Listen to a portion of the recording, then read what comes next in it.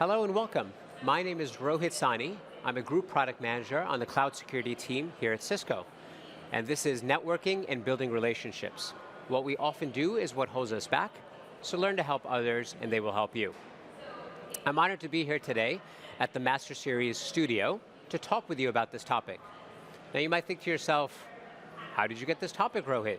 Why are you presenting this life skill? And the fact is, I didn't expect to be presenting on this topic.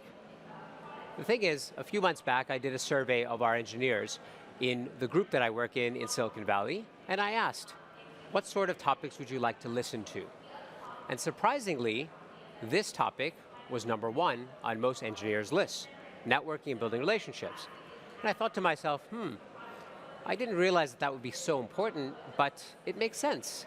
A lot of the opportunities that I've been privileged to have come from networking opportunities and building relationships. And it's not always easy for everyone to do that. So it makes sense to spend time on it.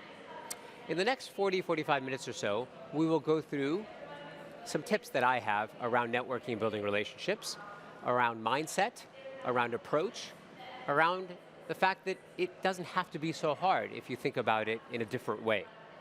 I'll also have the opportunity to have my colleague join me, and we'll do a little role play so we can practice what we actually preach. So with that, let's start with perceptions. Here's a few perceptions that people have in general about networking and building relationships. And as you can see, they run the gamut of it seems hard or forced to maybe it's for certain people, not necessarily for myself. Maybe for myself, it's not the right time yet because I don't have much to offer. Or, no, I'm good. I already have a social network, I have relationships, and I don't think I need to invest more time into that. I'm just going to do my work. All of these things are valid. I myself have thought about a lot of these over the years.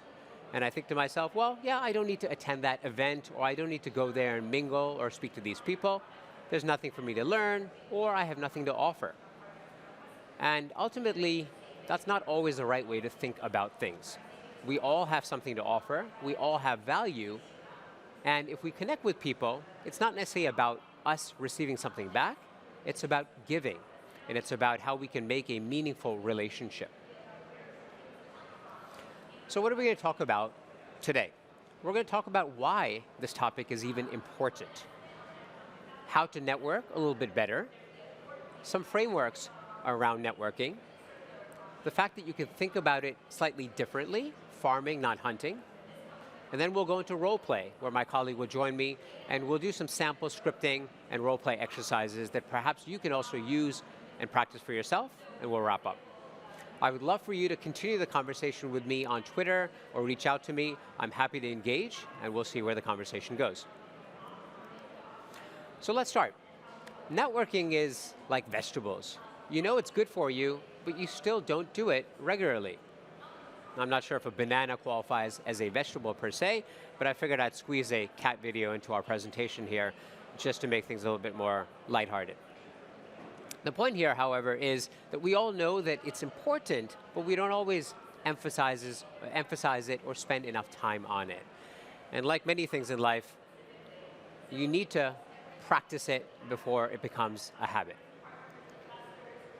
There's a lot of sayings that relate to networking, and these are a few of them. Your network is your net worth.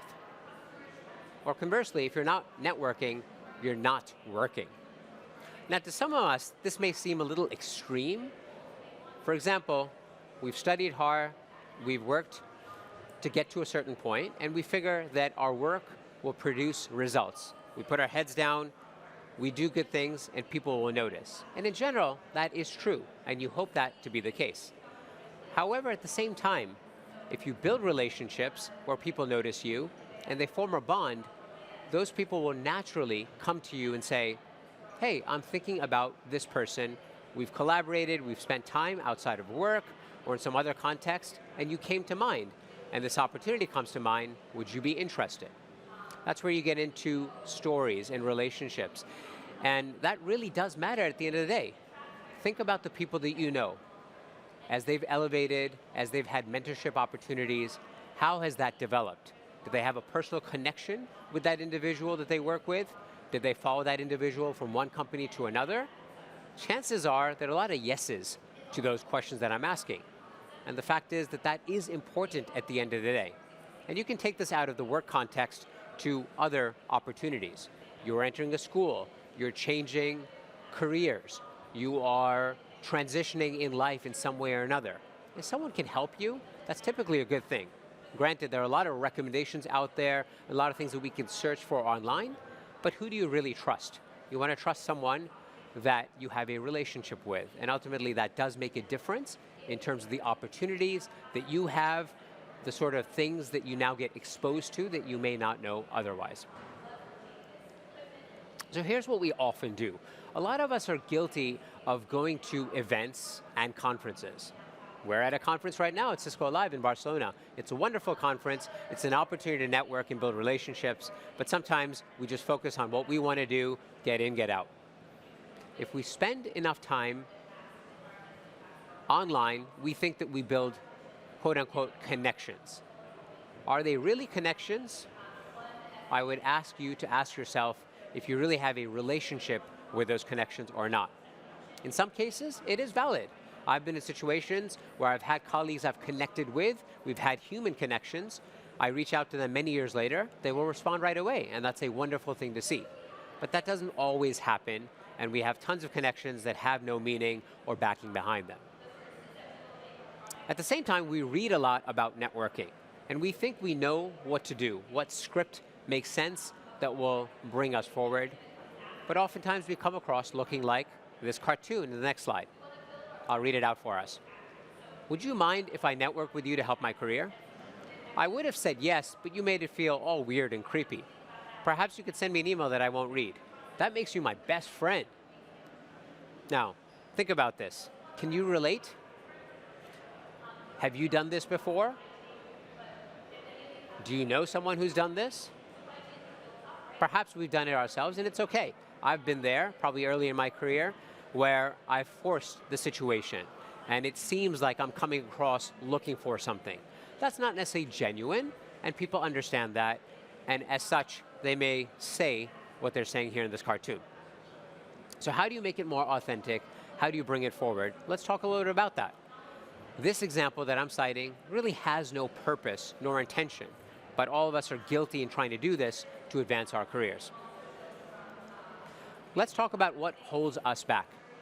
And this comes from a wonderful article that I read called The Networking Advice That No One Tells You. And it's a framework that we can use. First and foremost, it's our mindset. For many of you who are familiar with growth versus fixed mindset, this is something that relates. A fixed mindset tells us that we're not good at something, right? We're just not good at networking, we're not good at human connections or building relationships, and so we won't do it. And that is very fixed in its approach. But if we think outside of that, and we have a growth mindset where we say we're just not good at it yet, but if we invest the time and we put in the energy, it will reap the rewards, and you'll get better little by little. So mindset has a lot to do with it, and we'll talk more about that as we go throughout this presentation. We often are also guilty of limiting our network.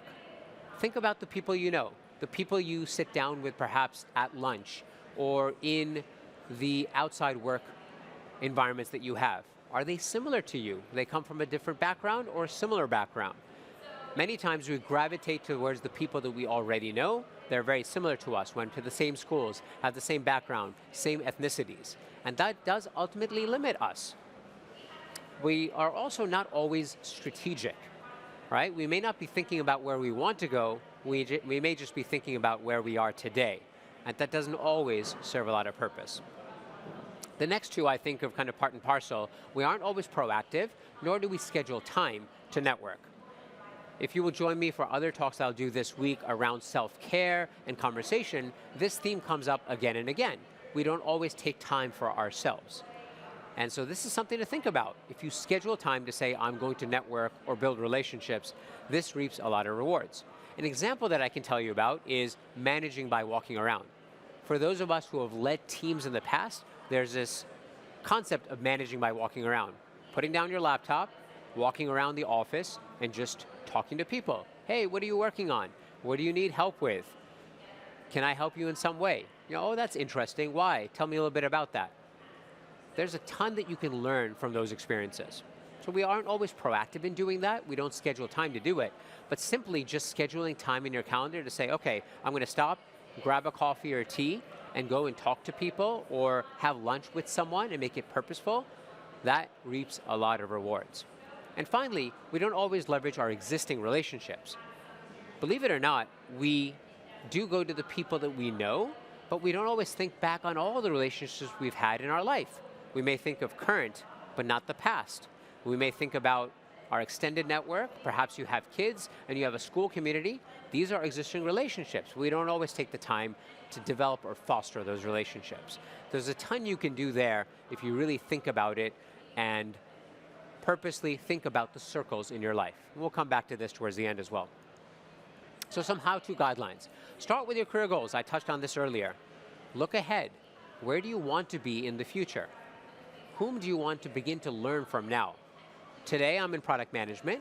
I may want to go to a career in product marketing. I may want to go down the sales route. Should I connect with those people, learn from those experiences that they've had and how they perhaps transition from one to the other? That makes sense. Later on, I'll talk about my own journey into product management and how it took me quite some time to develop that and a lot of failures that came along the way. It would have been intentional if I started to learn from those people and learn how they transition in their careers early on. Also, know your value proposition. When we talk about our script later, we'll talk about the fact that we all have value. Don't just think about what you do, but how that relates to business outcomes. I work as an engineer, but that helps this product achieve this growth or helps my customers be more loyal or solve their problems. All of us, to some extent, have some credibility and influence, but we don't do a great job in marketing that. And I'm going to try to help you with that today. We will help you with that today in our scripting. And finally, and this is probably the most important thing, if you think about networking from building mutually beneficial relationships, you will go a lot farther. It's about you helping people and people helping you. So some tips around networking and conversation starters. You go into an event, and sometimes we just kind of go straight into, what do you do? What are you working on? And that's great. But we don't always ask the open-ended questions around, what are your challenges? What do you need help with? The fact is, many people want to be heard. They aren't often heard. They're talked over. If you can help people by just listening to them and being open to their ideas, that helps create a bond. Some of the best conversations I've had is where I'm actually not speaking. I'm there to just listen. Whether it be with my partner or with an extended friend, sometimes they just want to get something off their chest. They want to vent. And the best thing you can do is listen to them, and they may think that's the best conversation they've had because for the first time, in perhaps a long time, someone actually listened to them. They were curious about what they're interested in and what is bothering them or what their challenges are. So what are the 5 B's of networking? Start by being likable, right? Say something interesting about yourself. When we go through our script later, we'll do this. We won't just talk about what we do and the value, we'll make it a little bit personal. And that way you get multiple connection points between you and the individual you're speaking to. Perhaps what you're doing is just boring to them, but something you say about your kids, about the school, about where you grow up, may resonate, and that might be a conversation starter. You'll be amazed how that can take on legs of its own. You also want to be brief. People don't want to know all the details about when you did something in June of 2019 and what date you did it in. They just want the essence of what you're saying. So it's important to be brief. You also want to be social.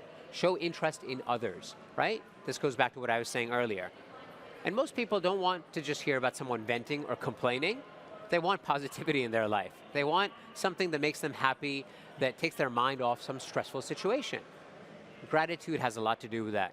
How you can introduce having that attitude of gratitude and being thankful for what you have really goes a long way to positivity, and people they latch onto that at the end of the day. So some other how-to guidelines. Find allies and champions. When you effectively network and build relationships, you will find that the people that you've built relationships will come to you unsolicited. My partner, my wife, has done this very well, and I credit her and I learn from her every day. She has people that she has built relationships in a short period of time. They come back to her and say, hey, we think you'd be great for this opportunity. We thought of you. Why not bring it forward? And that has led to lots of nonprofit board relationships that she's had that she would not have otherwise. That's just a simple example of how people can come back to you and think of you and be your champions even when you're not in the room. Also, going back to being strategic, you want to be thoughtful, ease your way in. And so with that in mind, let's talk about these guidelines. You can't start at an accelerated front and do this every day in and day out. Depending on where you live in the world, you may have that opportunity. For those of us who live in Silicon Valley like myself, I tell people all the time, if I wanted to go to a product management or an engineering, a technical cloud security event, I could probably do that every day of the week, twice a week. Or every day of the week, twice a day. However, that is not what I want to do. I want to balance my life. So start a little bit slower. Start with perhaps once a month. Transition that to a couple times in a month, or maybe a couple times in a week. Take the lunch break, take the coffee break, go to an event like a happy hour and make that purposeful and just connect with someone that you didn't know otherwise, and that will make you feel good. Go with that purpose and intention, and go with an open mind to learn and be amazed by others. One of my favorite authors is James Clear. He's not only an author of a great book called Atomic Habits, but also a blogger that I follow, and one of his quotes is, "Focus is the art of knowing what to ignore." You can't do it all. You can't connect with everyone. So focus on what you want to do there. And even if you make one connection in the span of a given time, you're moving forward. You're getting better every day. Another way to think about networking is that it's not about collecting contacts. In my earlier days, I would have been satisfied with going to a conference like this and just connecting with people, picking out business cards, or connecting on LinkedIn and being happy about that. Hey, I got 50 connections or 40 connections, and now that's going to result in something. The fact is, it's probably not. But if it's about planting relations, right, about seeding, and you think about it from that perspective, a lot more can happen. So let's talk about a script that we can use. And this is a script that I just made up, frankly. But your intro could be the who, what, and why. What is the impact you're making? And focus on making it very personal and positive. In talking to my youngest daughter once about something that she was doing, I think it was probably around reading or writing, I made this comment one time and I said, "Hey, Rhea, doesn't practice make perfect?" And she said, "No, Papa. My teacher, Ms. Nakamura, said, practice makes progress." And so that's something I mentioned here, because really it's about trying it, not getting it right away. You can't be perfect. You fail, you learn from it and iterate, and you try again. It's a very product philosophy, a very agile and engineering philosophy that many of us have in this community, but it's something you can adopt to this as well. So let's go about and try that now. I would like to introduce my colleague, Pallavi Priya, who's going to be joining me for a few minutes to talk through this. Pallavi, how are you? Hi, Rahul. How are Thank you for joining us. Thank you. So we've done this before, but we wanted to practice this script. And what I thought we'd do is let's go through this script and practice it for our audience so they can see how it's like. Hopefully at home or wherever they're listening, they can take this forward as well and practice it on their own. So I'd love if you start maybe in, say, 30 seconds and try this like you and I met for the first time and you're introducing yourself. And then I'll do that myself as well. Sure. So go ahead. Hi, I'm Pallavi Priya. I'm a software engineer in Cisco's cloud security business group, particularly the umbrella product. I'm a part of Cisco's cloud-delivered firewall team. And I write code that develops applications that support Cisco customers in protecting their data on public cloud. I care about writing good quality code and solving customers' challenges. Outside of work, I really love to spend time in nature. That's how I get energized, and that's how I practice my mindfulness. Wonderful. Excellent. So I love that because you told me a lot in that statement. We'll talk a little bit about that as well. So I'll now go and introduce myself to you like we met for the first time. So hi, Pallavi. I'm Rohit Sani. I work in product management on the cloud security team within Cisco, part of the security business group. I focus on DNS security, domain name system security, which helps customers on and off their network to be protected. It's a large business for Cisco that continues to grow in the cloud space, and we have over 90 million daily active users across 20,000 enterprise customers in the world. I focus on this because it really solves problems for our customers and keeps them and their customers safe online. Outside of work, I really enjoy spending time with my family. I have 2 daughters who are 8 and 11, and I love to coach them in a variety of sports like softball and soccer. I feel that sports teaches you a lot about life and teamwork, and so I want to really foster that in their lives as well. Good. All right. So if you notice, we did that in roughly around 20 to 30 seconds. Yeah. Now, if we think about the opportunities we have with people, we may not have the luxury of doing the sort of script. It may come Right. across rehearsed. Yeah. Like, as I was listening to you, it may sound a little bit rehearsed as well. And sometimes people don't have the patience for this, or you're in a group setting. So one of the things we think about is kind of like the Jesse Owens quote here, one chance is all you need, and sometimes one chance is all you get. You know, one shot in life to make a good impression. So let's try the same thing that we tried, but let's do it even faster. Suppose Okay. we're in a group setting around a table or talking in a networking event and we're introducing each other around a circle. Sometimes you only get 10, 15 seconds. So let's try to do the same thing in a shorter period of time. Okay. Why don't you try? Sure. Hi, my name is Pallavi Priya. I'm a software engineer in Cisco's cloud security group. I write code that helps customers protect their data on public cloud. Outside of work, I love spending time in the nature. That's how I energize myself. Thank you. Excellent, very good. Short and to the point. I'll try as well. Okay. Hi, I'm Rohit Sani. I work in product management in the cloud security team within Cisco. We focus on DNS security and protecting users on and off the network. Outside of work, I love spending time with my family and my 2 girls, and I coach them a variety of different sports, and I love what that teaches them about life and teamwork. Good. Right? So hopefully as you think about this, you're thinking about how that relates to you. And so Pallavi, one of the things I really loved about what you said is you really related that to value. Like, you want to write good code and you care about that and what that brings to the table and really what that brings to the overall organization. Now, you and I have talked about networking before, and I think you had an interesting perspective on maybe the negative connotations that come with networking. Can you tell us a little bit more about that? Yeah. So somehow the word networking itself gives a negative connotation. And when I go to a networking event, I like to make connections rather than adding up networks in my LinkedIn, as you mentioned in one of the earlier slides. Yes. So I care about connecting with people, developing meaningful relationships rather than just networking someone for the sake of having a new contact. So would you say you'd rather not, if you could, you would rather not use the word networking and just say connections? Yeah, connections sounds much more friendly. Yes. Yeah. I mean, I think at the end of the day, it is really about those connections that we're making. I'm very privy to the fact, or partial to the fact, that it's a human connection, because I think you get a lot more from that face-to-face with someone. Right. Certainly you can do that online, and sometimes you don't have the luxury of meeting someone face-to-face until maybe months or years later. Yeah. But I really enjoy that as well. So that's a good way to think about it, is maybe I'll just change the title of the slide set in the future to Making Connections in Human Relationships instead of networking. So with that, I wanted to close with a few different thoughts.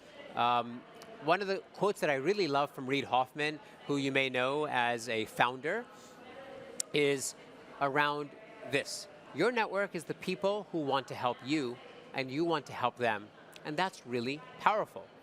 We started with that a little bit earlier, if you notice in my byline for this talk. And why that really hits home from what Reid Hoffman says is he's not talking about networking, he's just talking about going out there unsolicited and helping someone. If you think back to what I stated earlier in terms of the script, you can ask these open-ended questions around, what are your challenges? What do you need help with? Can I help you? Many people have started their careers by just volunteering their time, perhaps even for free, and interning somewhere and having a conversation. It also makes me think about something that I heard very recently. As I was traveling over to Cisco Live Barcelona, I happened to listen to a podcast on the flight over. And this podcast was by a gentleman named Dave Evans, who is famous for design thinking. He actually wrote a book around designing your life from Stanford and design thinking. And he said that when you have these relationships and conversations, don't go in there thinking that you want a job. If you think about asking for a job, most people don't have a job. Actually, he had this very brilliant stat. He said 4 out of 5 jobs are actually not listed. So if you apply for every job out there, you probably miss 80% of them. But if you ask for the story, what's the problem you have? What's your story? People have stories. People are willing to share stories and get that off your chest. And if you can collaborate with them and talk through that with them, that really resonates. Now, if I think about my career, in the last 10 years that I've been in product management, the 4 or 5 positions I've had across a variety of companies, including my journey into Cisco, came from relationships, came from sitting down and talking to people. My last one, as I was brought into Cisco, was a coffee conversation with someone in the Bay Area about something completely different. We were not there to talk about work, we were there to talk about a different subject. And he said, hey Rohit, I noticed that you spent some time in product management and cloud security. Would you be interested in X? And that X resulted in a conversation and another conversation, and it goes on and on. Now, the individual that brought me in to Cisco, who was in that conversation with me over coffee, happened to leave Cisco. What happened? I introduced them to someone I knew early on, and now they're helping run that company in a senior leadership role. Another individual here at Cisco, who has since moved on, is looking for my recommendation for another position that they want to enter into. So we're continuing to help each other, and that really is a beautiful thing. If you think about it, it's just relationships that foster over and over again. So in reality, when we think about networking and building relationships, it really should feel like this. It should not feel forced. It should not feel like just a bunch of connections that you're collecting. It's where both parties benefit, where you get really what you give. As it relates to many things in life, you're connecting those dots, and really it does take a village. If you build your village, as I'll talk about in the next slide, it really helps to bring that back to you, and people will ultimately help you. Ultimately, you also have to work for it more than you hope for it. You can't hope that the next opportunity will come around. You have to put some intention into it and give of yourself. But once you do that, it's very important. And the other important item here that I underlined is never dismiss anyone as unimportant. I talk about this a lot, especially in the area that we live in the world, in the Bay Area. This is very true. You just never know who you're going to run into, and what the optics of what someone may look like is not in reality who they are, right? They may look very simple, very humble. I've met a ton of people in my life that are very down to earth, and you have no idea that they're running multi-million-dollar companies or doing all sorts of things. And so you want to treat everyone as important as a human being and make a connection, and you never know where that will lead to. Never judge someone. So my call to action here for all of us is to consider your network. Consider your friends, whether they be your current or your past, and a lot can come from that. Consider your circles. I talk about circles from the standpoint of your interests, your hobbies, maybe even your religion, right? If you have kids, you have a school network. If you participate in sports, Pallavi talked to us about hiking. She might have a hiking group. That is a group of friends, and it's a circle that she has. That circle may intersect with some friends she has from where she grew up to other things that she practices in life. These are all circles that connect. Imagine a Venn diagram that intersect. And so these are all the circles that you can consider when you think about opportunities. And if you think about it from that standpoint, it's really your village, your extended network that can help you, and you can help them. If you happen to be an employee within Cisco, think about employee resource groups or employee resource organizations. There are a ton of them out there, and these are connection points. If you're new to an organization, new to an area, that might be something that really helps bring you in. It's a safe ground where you can meet people of like-minded interest, and that helps form your circles over time. Outside of Cisco, you may have opportunities like that as well in the organization you're part of, or use the platforms that are out there.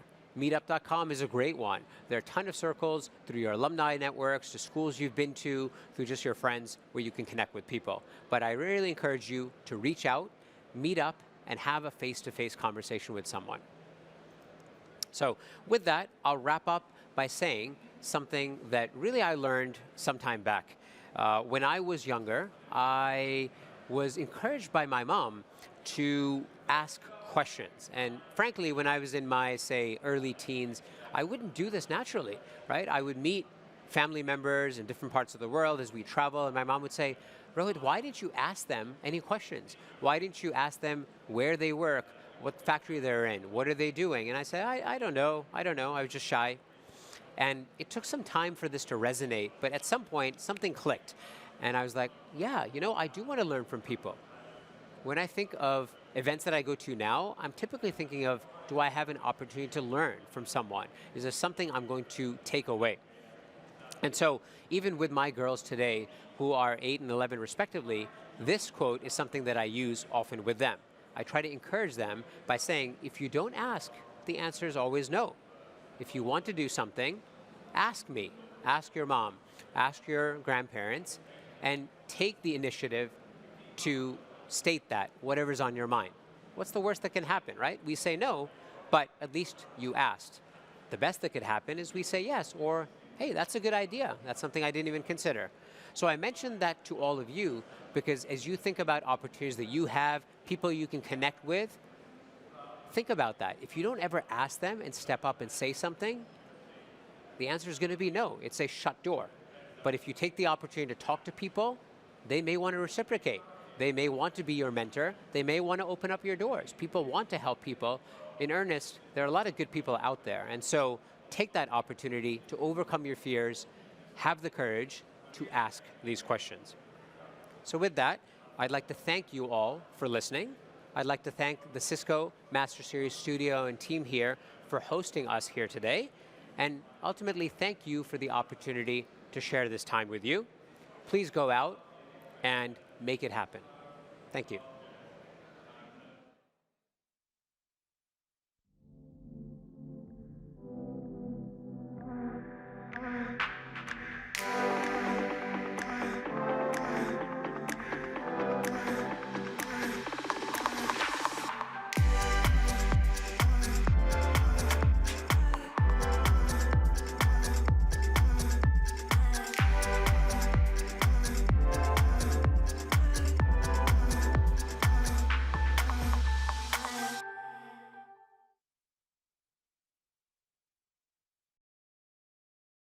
And even the lighting trusses communicate with Justin's in-ears over the Cisco Meraki system.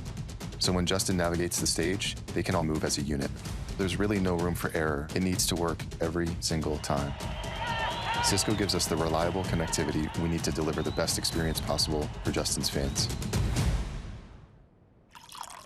When anybody has a moment to catch a break on tour, the first thing we do is connect with our loved ones. Hi, honey. Anything we can do to feel like we're home. When we are working on the world's best tours, we want the world's best partners, and we're lucky to have Cisco as a partner. It makes our lives so much easier. Between the show and the business, there's a bridge. Cisco, the bridge to possible.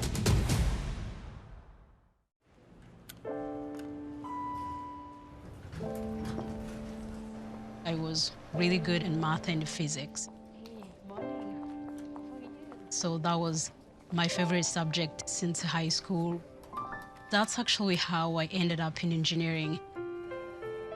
My name is Alphonsine Imaniraguha. I am a consulting engineer at Cisco in the US, but I was born in Rwanda. It was April 6th, 1994. That night, we heard like a loud explosion in the sky. We rushed to listen to our radio, and we learned that President of Rwanda, that his plane was shut down. That was the beginning of the genocide. I was 13 years old.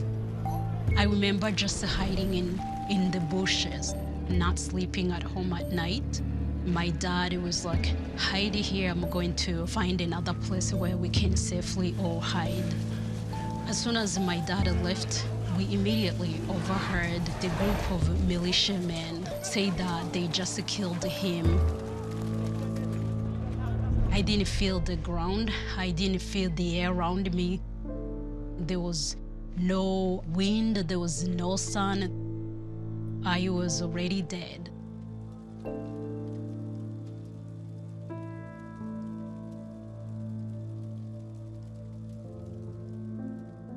Eventually, I found my 3 younger siblings. They were in the orphanage. At that point, I was like, I don't know what's gonna happen, but my life has a meaning. Just watching how one person could make a big difference, I started on my nonprofit, Rising Above the Storms. We work with the homeless kids. We help them go back to school. I could have ended on the street. I could have been one of them, and just seeing them actually dreaming, it gives me hope. Doesn't matter how you do it, make it a goal to change one life. Seeing how Cisco has enabled me to do something I love so much, I can't imagine a better feeling in this life. Between survival and inspiration, there's Alphonsine Imanaruguha.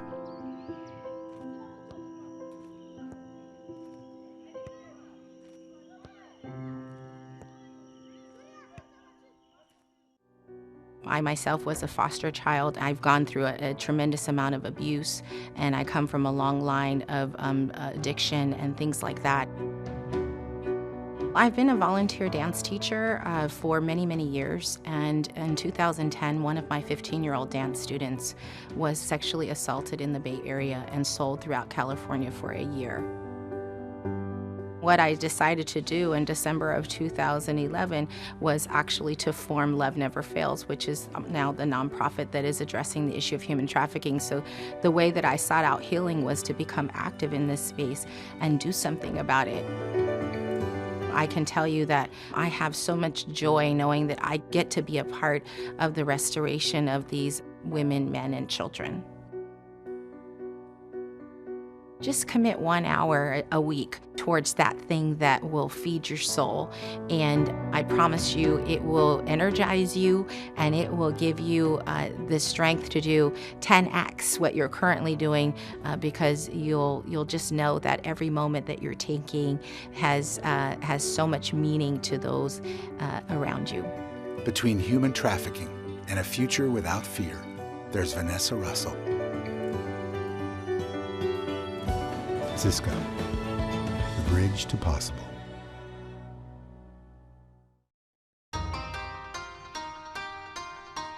As in so many cities, for Kyoto, tourism is a very big deal. But tourism means people, and with so many of them, the city had its hands full. Kyoto didn't just have to get better at managing them all, it had to get smarter. And with Cisco's help, that's exactly what happened. Strategically located smart kiosks now connect tourists with a concierge who can steer them to less congested attractions, so crowds are more evenly distributed.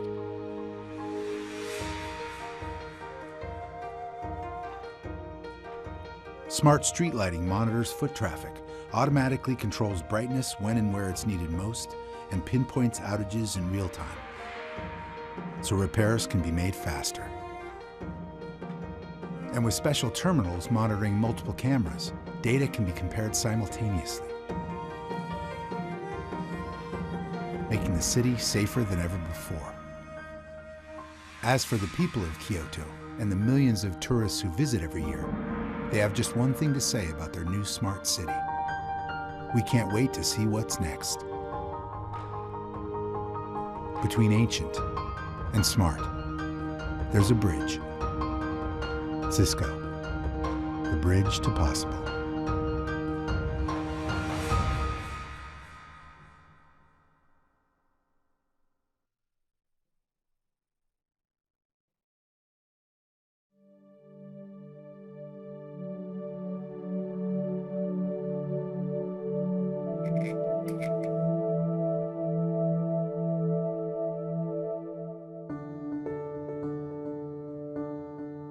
The electricity is always there. We don't worry about it. We don't think about it. Never do we think about an attack on the power grid. It is like this all over the world. It is like this in Finland. Turku Energia supplies electricity for hundreds of thousands of people. Because its operations network was independent from IT, an attack could have found its way into the grid and no one would have known. until it was too late. By extending the IT network out to operations, Cisco was able to help secure the entire system, both now and in the future. And with Cisco IoT technology, the new virtually fail-proof system is as reliable as it is secure. One unified network. It's why tonight, in Turku, life will go on like it always has and always will. Between on and always on, there's a bridge. Cisco, the bridge to possible.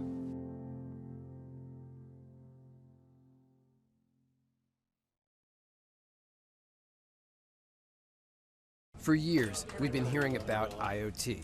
Ooh, look, my cat just woke up. Let me put the lights on for her. It's time to get real. This is about big, industry-changing things, complex things.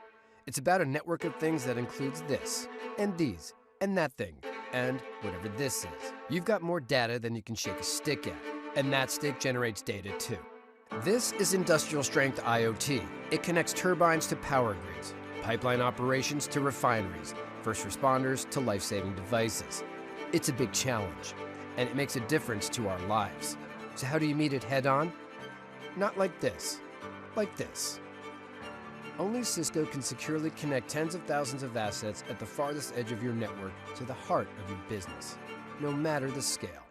With security built in, not bolted on, and a flexible network to grow as your business expands. Now, IT's happy, ops are happy, innovation is accelerated, business is transformed, lives are improved. Between big ideas and big results, there's a bridge. Cisco, the bridge to possible. This is the data center, and it deals with demand. Demand that's coming from anywhere, any place, any device. Billions of things, millions of apps, clouds of all kinds, demands for capacity, for analytics, for real-time insights, giving customers exactly what they want. And it's all landing right here. But that's okay, because you're not just waiting for it. You've got ACI Anywhere, a remote control that gives you the power to answer any need, choose any cloud, manage and secure any demand, right from here. So tell them to bring it on. You're ready, anytime, anywhere. Cisco ACI goes anywhere. Cisco, the bridge to possible. The power is here. And here. But also here. And definitely here. Anywhere you need the full force and power of your infrastructure, hyper-converged. It's like having thousands of data centers, wherever you need them, powering applications anywhere they live, but managed from the cloud. So you can automate everything from here. Cisco HyperFlex goes anywhere. Cisco, the bridge to possible. National Instruments had a predicament. Bandwidth demands were on the increase. And while growth is good, their IT budget wasn't keeping pace. Not so good. IT needed to deliver more bandwidth to offices around the world while keeping spending under control. That's not so easy. Suddenly, the company that helps engineers accelerate innovation found themselves needing help. Oh, and it needs to be fast, flexible, affordable, and secure too. A tall order, but by no means an impossible one. Not with the decision to turn to us, the people who invented the network in the first place. Using a Cisco SD-WAN solution in Cisco services, we massively increased their bandwidth. Where their budget held them back, we propelled them forward. Now, most companies would be delighted right there, but we went further. Network deployments are faster than ever. And where their old network generated problem tickets faster than anyone could count, the number of WAN-related tickets has decreased 70% in the past year. All of this to prove that between those frozen processes of yours and free-flowing productivity, there's a bridge. Tell us what you're imagining, and we will build the bridge to get you there.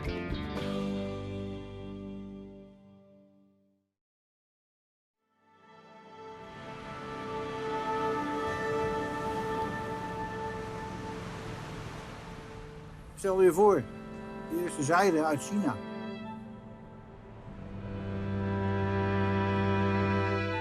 Kruiden uit Indië. thee, rubber, suiker. Alle rijkdom van de wereld gaan we hier, in deze plaats. For over 500 years, the lifeblood of commerce has flowed in and out of the port of Rotterdam. Today, it's on a scale and at a speed never before imagined. Until now. There is a lot at stake. We have vessels entering with dangerous cargo. We have very large container carriers. If one gets stuck in the entrance, the entire harbor is jammed. Consequences, safety-wise and economically, are immense if something goes wrong. The logistics are easy, but to make the puzzle work, that is complicated. Making the puzzle work is a network of sensors spread across the port's 41 square miles, providing terabits of data. 200 calculations a minute. Wind, tides, currents, and visibility to help guide 130,000 ships a year and protect 468 million tons of cargo. In my function, in my job, the security is the main thing. If we have the right data and the reliability is proven, we can predict what the situation will be 3, 4, 5 hours in advance, and we can plan with that. After careful evaluation and planning, everything is possible in Rotterdam, and that's the thing we are proud of. The confidence to run Europe's largest port, and one company delivers all that sensor data safely, delivers all that data securely. Between the storied past and a modern efficiency the Dutch would call Ongelooflijk. there's a bridge. Cisco, the bridge to possible.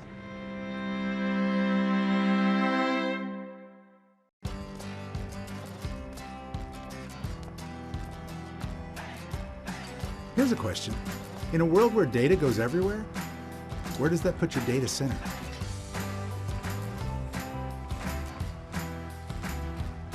At the moment, trends are born, greeting customers with every detail they need.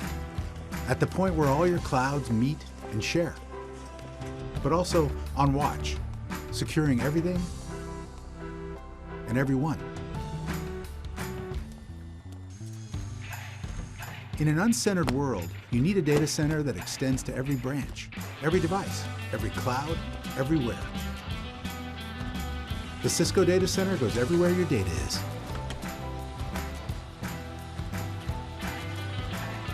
Between data everywhere and exactly where you need it, there's a bridge. Cisco, the bridge to possible. There is something unique about a baby's cry. Like no other sound, it stirs our instinct to nurture and protect. Unfortunately, those cries sometimes go unheard. Because in some neonatal wards in Uganda, there isn't enough equipment or staff.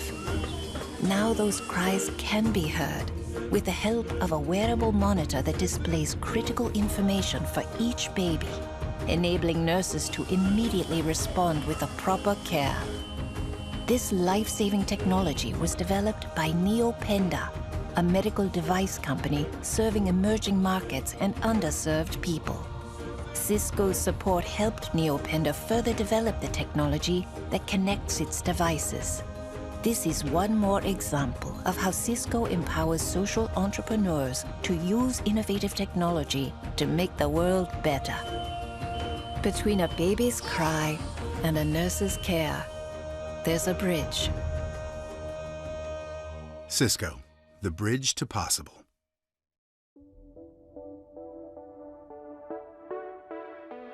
The Ellen Show is the #1 daytime talk show in America. By far, the biggest thing we do all year is our Mother's Day event. It's so much fun and our fans just love it. We spend a lot of time aligning the show with brands that want to be a part of the Ellen experience. Hey guys! Hey New York! Hi! There were a bunch of moms-to-be all over the country who tried to get tickets, but they could not get tickets. We're usually working on a really tight schedule. The faster we can launch or join meetings, the better. Hi. I am going to use Cisco video technology to surprise them. I don't want to surprise the baby out of you, but surprise! Some of us are in LA, some of us are in New York. There's an enormous amount of collaboration that goes on between us. And it really doesn't matter if we're on a laptop in our office or on the lot. We're back, and so far no one in the audience has gone into labor. Well, we're just getting started. Because we don't always have things nailed down until the last minute, communication becomes a really big deal. Being able to share, tweak, and review Microsoft Office documents within WebEx Teams and actually see those changes as they're being made, that's huge. We do hundreds of integrations every year, so we've gotten to the point where if we weren't using WebEx Teams, it would just slow the whole process down. With Cisco WebEx Teams, we know this is going to be the best Mother's Day show ever. Between teamwork and the biggest show of the year, Be kind to one another. Happy Mother's Day! there's a bridge. Cisco, the bridge to possible. Every day, every night, everywhere. People are living on the streets. We see it. We all know it's a problem. But what can we do?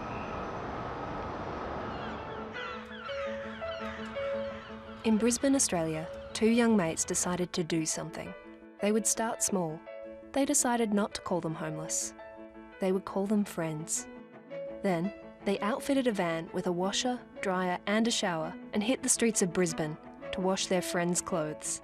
Orange Sky was born. One van quickly became 2, then 4, then 20. The operation, staff, logistics needed to scale, and quickly.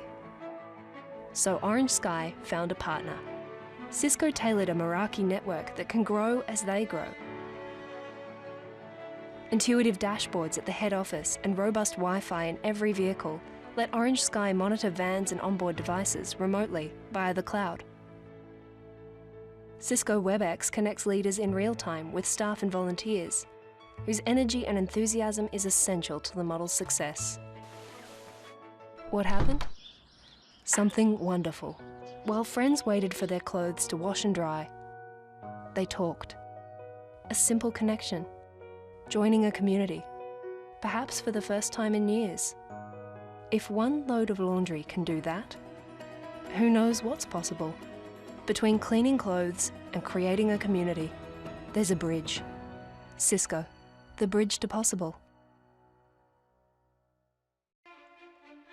When mankind took its first steps on the moon, the images were captured with a lens made by Zeiss.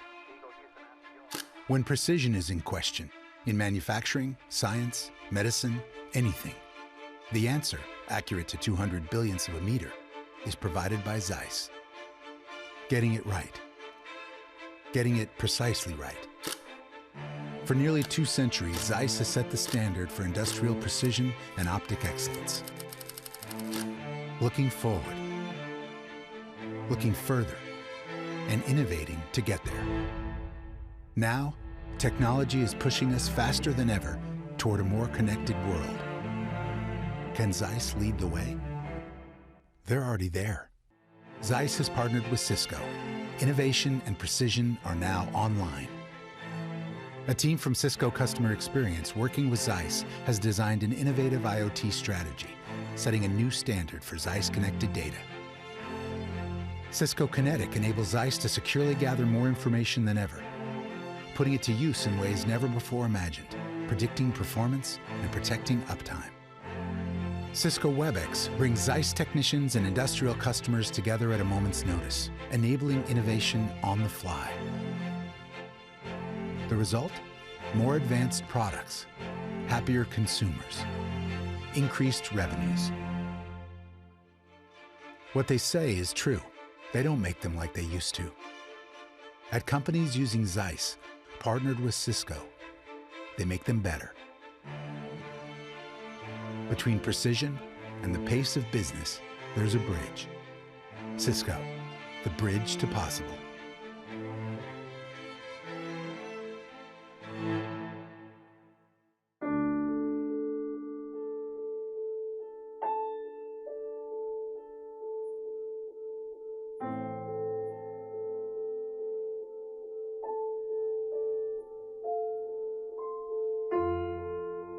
I was running a plumbing business. It was great. We prospered and things were well. And then I got hurt and the spiral began. Every night across America, 500,000 people go to sleep homeless. When you're in the street, you are invisible. You're out there, nobody sees you. You have to make hard choices, really hard choices. As unimaginable as that is, even more are at risk of becoming homeless. There are homeless from every profession: plumbers, electricians, doctors, financiers, a quantum physicist. Which is why we're committed to help put a roof over the heads of those who need one most. And for those at risk, helping them keep theirs.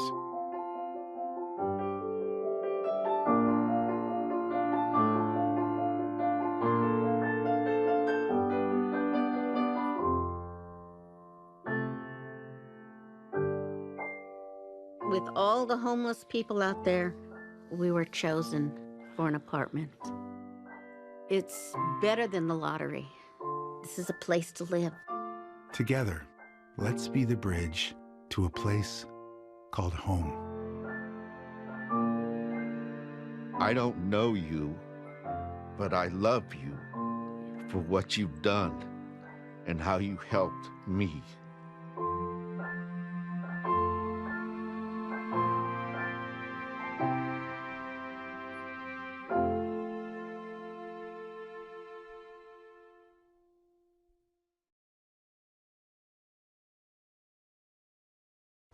Technology.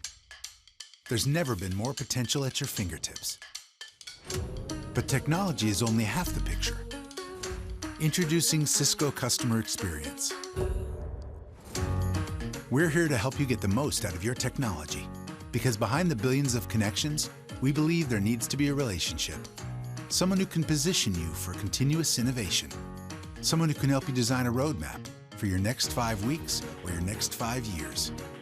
Someone who can be with you from whiteboard to reality. We'll help you transform not just your technology, but your business. We understand that your customers expect a lot of you, and we're here to help you deliver. Innovating, creating, delivering, transforming, with the right people and the right technology together. This is Cisco Customer Experience. Between technology and where it can take you, there's a bridge. Cisco, the bridge to possible.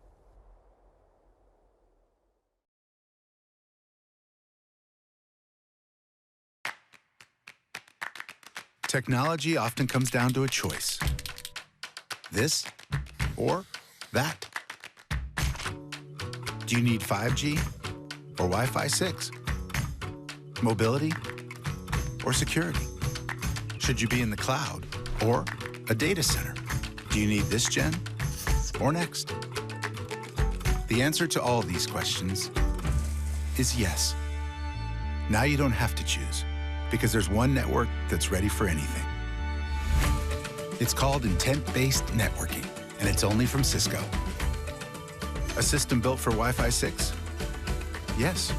And ready for 5G? Yes. And the numerous machine languages of the IoT? Yes. What about security and threat detection? VR, AR, AI. The answer to your question is yes. Intent-based networking from Cisco. Wireless first, cloud-driven, data optimized. Between what's now and what's next, there's a bridge. Cisco, the bridge to possible.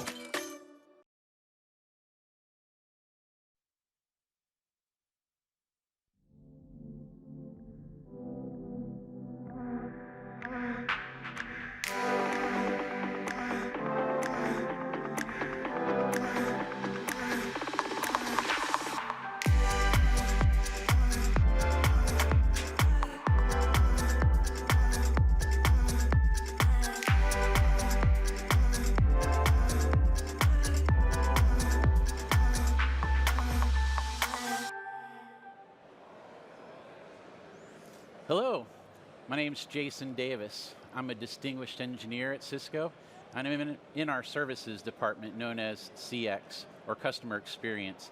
And I'm based out of our Research Triangle Park facility near Raleigh, North Carolina in the United States. I also work here at the show to help with the Network Operations Center, or the NOC. And what I wanted to talk about today is the importance of automation and orchestration. And specifically, we're going to talk about Cisco Action Orchestrator, which is a fairly new tool in our portfolio that helps customers automate and orchestrate their workflows. Let's consider what happens in a service deployment workflow.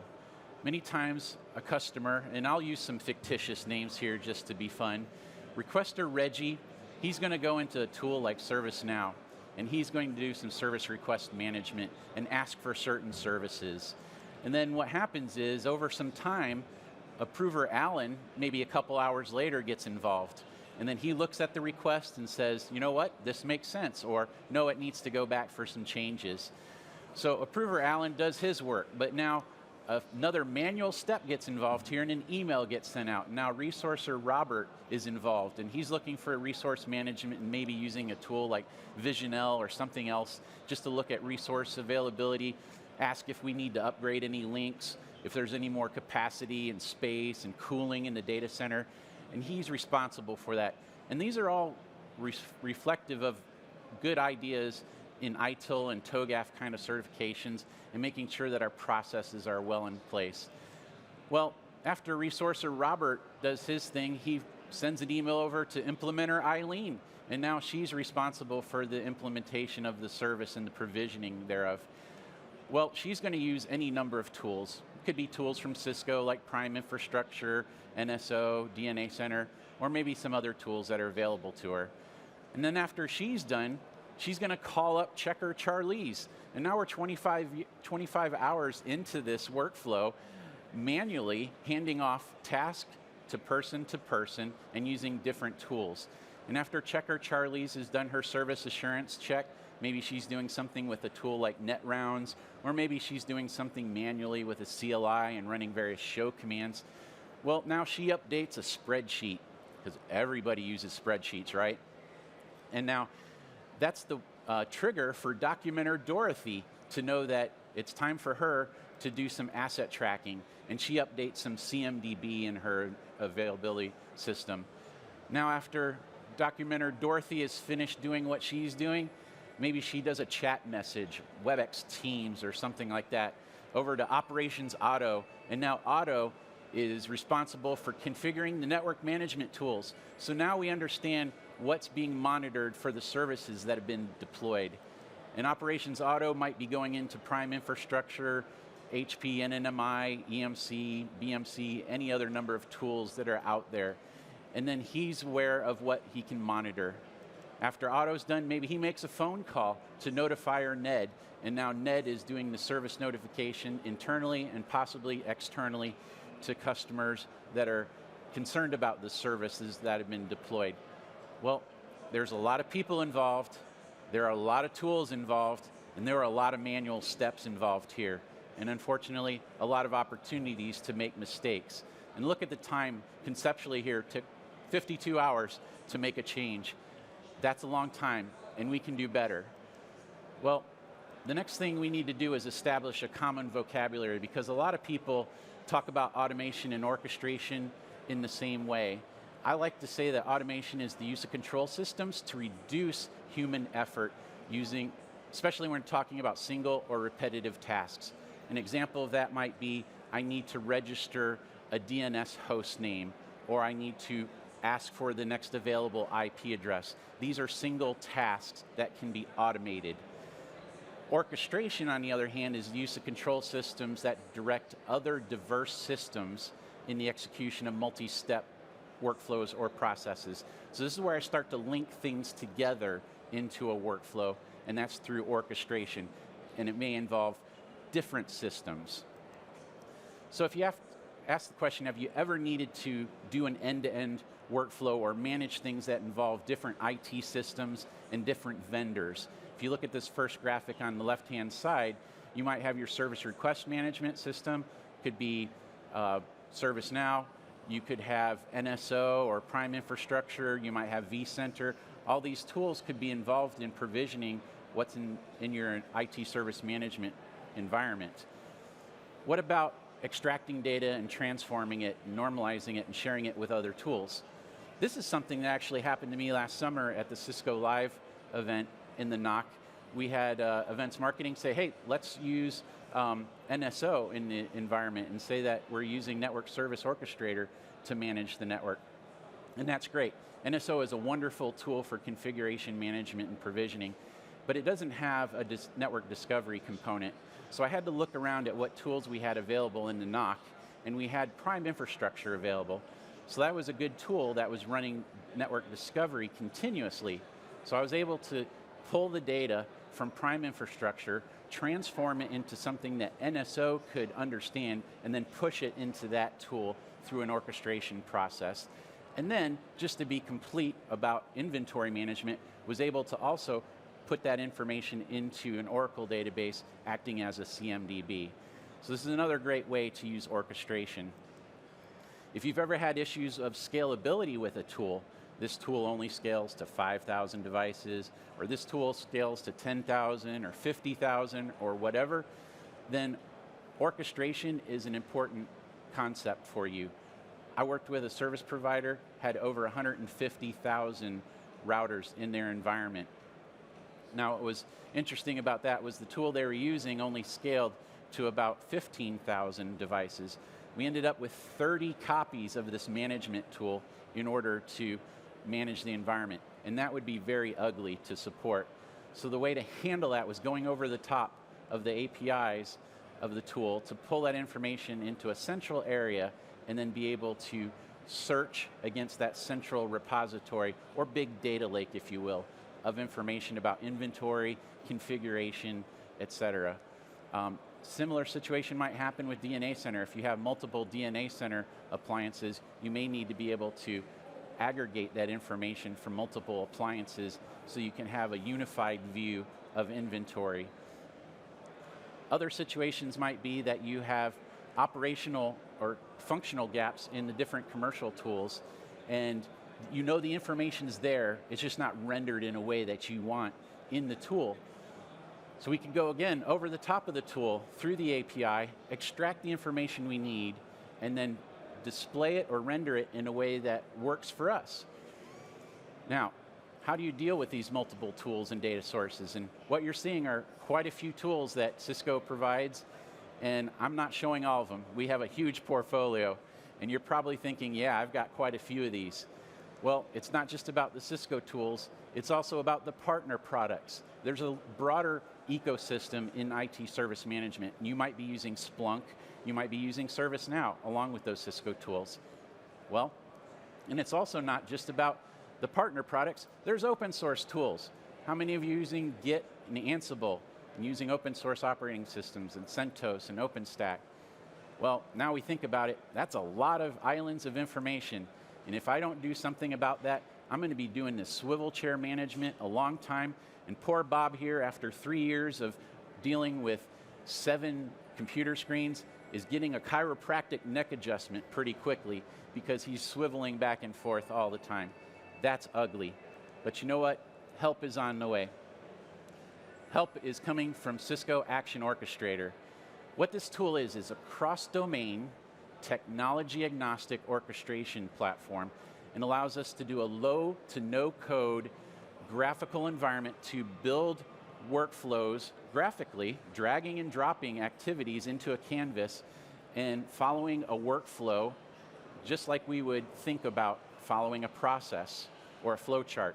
It's microservices-based containerized solution using Kubernetes to manage these Docker containers. You can run it on-prem, you can run it in Amazon, Google, or Azure clouds. And it has a lot of adapters to talk to many different things.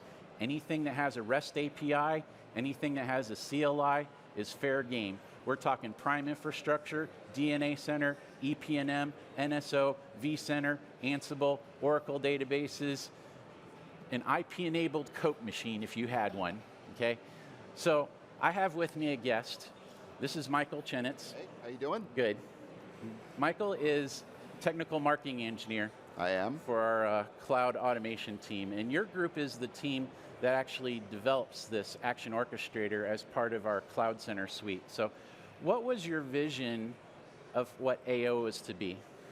So, you know, I like to explain it like this. You know, when we go to our childhood, one of the first things we learn to build with is Legos, right? So we take Legos, we stack it up, and we kind of build things together so that, you know, we can create what we want using those Legos. You know, and the problem that we saw out there was that, you know, all these companies want to connect things together. They want to glue things together, and they want to be able to create interactions between various things, but yet they might not understand how to do it. They might understand how to do it, but it might be a little bit too daunting because they know that it's going to require a lot of code. And what they want to do is have a way to do that that's not intimidating and that people can kind of just come into and they can create these interactions. So the way that we created this was that we created these little objects that you can create, and you can kind of just drag them onto a canvas and then allow you to build bigger things out of that. And it's amazing. And the thing is that we don't specify what you can and can't build. So you can create your own objects based on REST calls or SSH or whatever it is, create your own little Lego pieces, and then use those Lego pieces. So we just wanted to make it easy and tangible and something that people can you know, use over and over again. And what we're seeing is that people really, really like this idea. Awesome. Yeah, low to no code is great. Yeah. I came into Cisco being somewhat of a network programmer. Yep. Right? I knew Python, well, it was Perl back then. I've learned Python, and so I'm kind of that unicorn, red-headed stepchild kind of person. I know enough to be conversant about routing and switching, but I always appreciated having tools like this that would allow me to be a programmer, but also to leverage my domain expertise with network management and operations and routing and switching. So the neat thing about this is you could go ahead and you could take a Python script and you can emulate what that would do graphically and probably do it in a lot fewer lines of code and activities. I actually took this challenge upon myself to say, what would it look like if I wrote a Python script that would take some data off of Smartsheet, which is an online spreadsheet as a service kind of offering, and pull it into a database.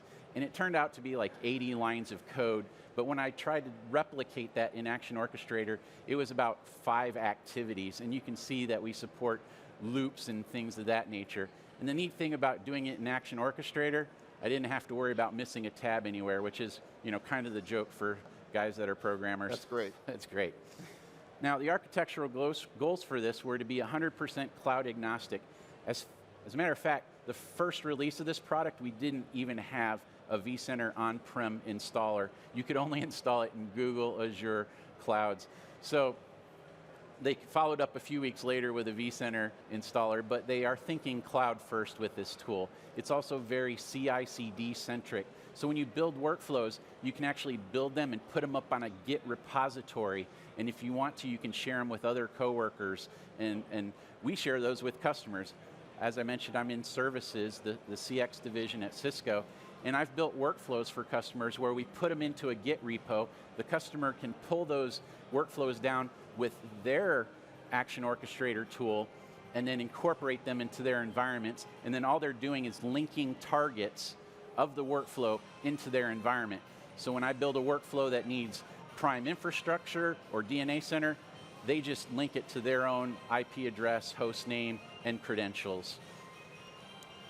The architecture is pretty modular, and we have several adapters that are very useful. Web adapters are great for REST API calls, terminal adapters for talking to anything that has SSH or Telnet capability. It could be a router, a switch, wireless LAN controller, CentOS virtual machine, Raspberry Pi, done it. IP-enabled Coke machine again, right? And we're using a lot of common, well-known, and mature open source components underpinning it, like ArangoDB and Kafka, Kubernetes.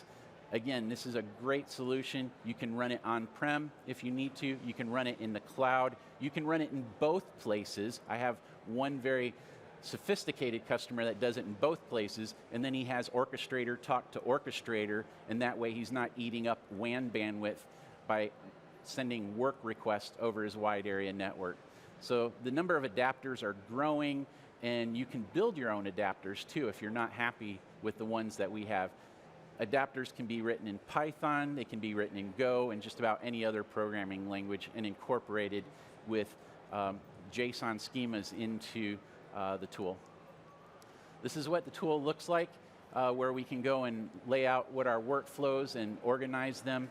We can tag the workflows so they can easily be searched. So some of the ways that we can use this tool are for provisioning, right? I want to go ahead and configure a device once it's online and drop in my golden config. I can do data collection and analysis. That is how I'm using it here at the Cisco Live NOC, to collect statistics about what's going on in the show and to do health checks. Data collection and dashboarding. If you go to the NOC, you'll see the dashboards that I've been building, and also data transformation, taking information from one tool, pushing it into the other. Operational state checks are great. If you're building something like a router with HSRP, you should be checking to see that HSRP is working. Which router is active at this time and which one is standby, and did they flip? You don't want to wait until you're down to the last router to know that you're down, right? Collection and alerting. We can use this tool to also do operational state checks and then gauge it against different standards or policy thresholds, and then send a message out in WebEx Teams, or create a dashboard, or send an email, a text message. A lot of cool opportunities here. So Michael, what are some areas that you've seen customers build dashboards and workflows in? Yeah, so it's interesting you asked me this question. So every time I present to a different customer, they have their own ideas around it. So, you know, it's like, you really can't go into a customer and talk about, you know, what the target is for this, because as you bring it into customers, and to get back to your question in about 2 seconds here, you know, they have their own ideas about what to do with it. So, you know, a lot of people, depending on who you're talking to, have preset things that they were thinking about but didn't know how to implement it. Sure. So for example, if I go into a hospital, a lot of the things that the hospitals are thinking about right now is how do we spin up AI and provide self-service for doctors, because these doctors need to spin up these AI, you know, their AI infrastructure very quickly to diagnose various diseases. Sure. So, you know, when we go into hospitals, they're thinking about that. If I'm going into someone that does, you know, any kind of public utility, maybe they're thinking about you know, automating some of those public utilities and figuring out how we can automate those types of things. Sure. If I'm going into an enterprise, maybe they're thinking about how do we automate our whole NOC, like you've done here at Cisco. Excellent. So, you know, depending on where you go, they have their thoughts about doing this. But it's not only about just tech, it could also be business process orchestration. Very true. It can be a lot of different levels. So, and it doesn't have to be just cloud, it doesn't have to be on-prem, it could be a bunch of different things. Excellent. So with that, let's show a few of the examples from the Cisco Live NOC and some of the dashboards that we've made. This is the architecture what we have. We don't necessarily use Cisco Prime Service Catalog. This was from Cisco Live last summer in San Diego. But you end up having a service catalog or a service request management system that front ends it. And then Action Orchestrator acts as the glue across the different tools like web servers, WebEx Teams. Even Meraki as a cloud environment has a cloud API for their dashboard. And then CMX, Prime Infrastructure, Grafana, open source tools, Smartsheet, et cetera. There's just so much here that we can glue together. And I had a situation where I needed to do an availability dashboard, and I was thinking, you know, I've got devices that are in Prime Infrastructure. I've got devices that are in DNA Center, and they're different, but sometimes they're overlapping. I've got devices that people want me to monitor that aren't even routers and switches. Like at the registration desk, people want their printers monitored for the badge reader or badge printers and such. So how do we get that into the monitoring? It's not something that shows up in Prime Infrastructure or DNA Center. Well, we build a workflow to say, let's grab that information out of Smartsheet, which is kind of like Google Docs or Office 365 as a shared document. They're responsible for putting it there. My workflow pulls it down and puts it into a database, and then we're able to ping and monitor all this equipment in one workflow, even though it's going across several sources of truth. And this is what that shared Smartsheet kind of looks like. where somebody can go in and just say, this is the device name, the IP address, the location of the device, and what my name is for contact information. And then after building all this information together, doing the pings, creating the dashboard, this is the result. We can see what devices are down, which ones are slow to respond, which ones were doing great because they're green. Green is good. Red, bad. Red, bad. Always looking for red. Don't want red. Sometimes we see it, red, bad. All right. This is Action Orchestrator. We mentioned it's graphical workflow, development, and execution environment. So what you're doing is on the left-hand side, you're grabbing your activities from the toolbox, you're dragging them into the canvas in the middle, and on the right-hand side, you're working on the properties of that activity. So that might be dragging something like this web activity in and doing a request to Smartsheet. And I would define on the right-hand side, this is the URL that I need to call to pull down that API information. And where you see that blue hyperlink, that's dynamic data. So I'm not hard coding information into my workflow. I'm able to dynamically pass information into my workflow and pass it into other activities and refer to it forward and backward in my workflow. I can also hit run and go into runtime in this tool, and we'll see it go step by step through the workflow. Green activities have been successfully completed. Yellow are what's executing now. And on the right-hand side, the properties panel turns into an ability to show what the output of a command, an API call, or whatever you were dealing with. And that's helpful for troubleshooting and making sure that everything's doing good. And you might need to modify your workflow because the API output might be something that you didn't expect, and you need to make a provision for it. So this is really neat. And if you're dealing with loops, you can even go and see, okay, this workflow had 13 loops to it. Let me go see what loop number 11 or iteration number 11 of this workflow was and see what the output there. Some of the dashboards, again, from our Cisco Live NOC here. This one's about access point client load. Now, I built this one even though we have prime infrastructure and we have DNA Center in our NOC, but I wanted to gather the data from those two different sources, aggregate it, and put it into one dashboard, so again, we weren't swivel chairing across the different tools. Prime infrastructure in the Cisco Live NOC is being used for legacy wireless environment, and then the DNA Center is being used for some of the newer Wi-Fi 6 capable devices. Now, the information existed in the APIs of these tools. I would ask each of them through a REST API call, give me all of your access point information, give me all your radio information, now give me all of your client information.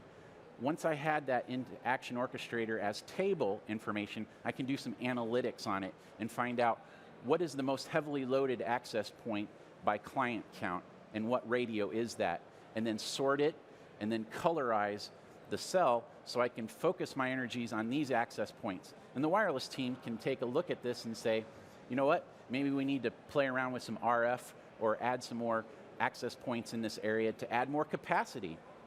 Or maybe they just want to leave it alone. Another one is the wireless client distribution dashboard. You may see this one in the NOC if you walk by, and it's been enhanced this year to show Wi-Fi 6 capabilities. And I want to see which different SSIDs are being broadcast by our network and what client counts are on which different protocols in wireless. Now, sometimes information is power, sometimes it's kind of humorous. A few years ago, we had an IPv6 only SSID that we are broadcasting. And using this dashboard, I was able to see that we had one device that was on 802.11g wireless running the IPv6 only SSID connected that way. And I thought, I need to go find this person. I need to give him a $15 USB dongle to bring him into the 2000s for wireless because he is so frugal, he's using 10-year-old radio technology, but so forward-thinking, he's doing only IPv6. So, wouldn't have been able to find that before just based on what we had unless we built a dashboard that would show us where the users are. We also wanted to understand what is the adoption of wireless and the different protocols over the years. This time we have the same information, But now we're kind of twisting it around. We don't care about the SSIDs anymore. We only care about what the protocols and what the counts of the clients are per protocol. And this gives us an idea about the adoption of wireless over the years. 6 years ago, when we did 802.11 AC for the first time in Cisco Live London, it was less than 1%. And here we are, you can see close to 90% with AC adoption. Now I can tell you a real-time view of this, AC is now backed off to about 85%, and now we're starting to see about 5% with Wi-Fi 6. So this is great. We're going to see this over the year adopt more as Samsung, Apple, and the rest of them include more Wi-Fi 6 capabilities in the phones, tablets, and laptops that you guys all enjoy. Now, sometimes I want to get information and use Action Orchestrator to collect the information, but I don't want to have to create a dashboard. I want to maybe use an open source tool like Grafana and allow it to do the wonderful graphing and dashboarding that their tool was created to do. And what I do then is just use Action Orchestrator, collect the data, put it into an InfluxDB or Prometheus, whatever I'm using, and then let Grafana pull that dashboard up for me. I like to call this one the Jerry Lewis Telethon dashboard. If you're American, it probably resonates with you. But this one shows how many terabytes of traffic we've moved with the internet in the show network. This dashboard is running live in the NOC. If you want to see it, come by and you'll see how many terabytes. Last time I looked, I think we were somewhere around 7 terabytes here in Cisco Live Barcelona. Now, this is Cisco Live, and people want to know how much traffic do we have going on, and especially there are some IPv6 aficionados out there. I'm looking at you, and they want to know how much of this traffic is IPv6. Well, created a dashboard to show that. This year, we're actually getting upwards of 25% of our traffic is IPv6. That's great to see the adoption of this new technology. Well, you know what? It's not actually new. It's been around for a while, but it's nice to see that we're finally getting to adopt it. Now, sometimes we want to create dashboards because people may not understand, what is a terabyte, right? So I came up with this fun dashboard that would show a terabyte in the equivalent of pages of text in punch cards, because I have some older coworkers that remember punch cards. It's before my time. But anyway, we wanted to also say, how many works of Library of Congress, how many digital movies would that be? My kids were asking me last summer, hey, Dad, could you create the dashboard that shows how many Marvel movies this would be? So I said, sure, sit down and do the math to figure out what it would take to encode a 2-hour Marvel movie into MP4, and then how long it would take to push that over the internet with the internet links that we had, and then created the math to do that. So last summer, Cisco Live, San Diego, we moved about 2,200 copies of all of the Marvel movies had they been digitized and encoded. So that was pretty fun, just different information that can be gathered.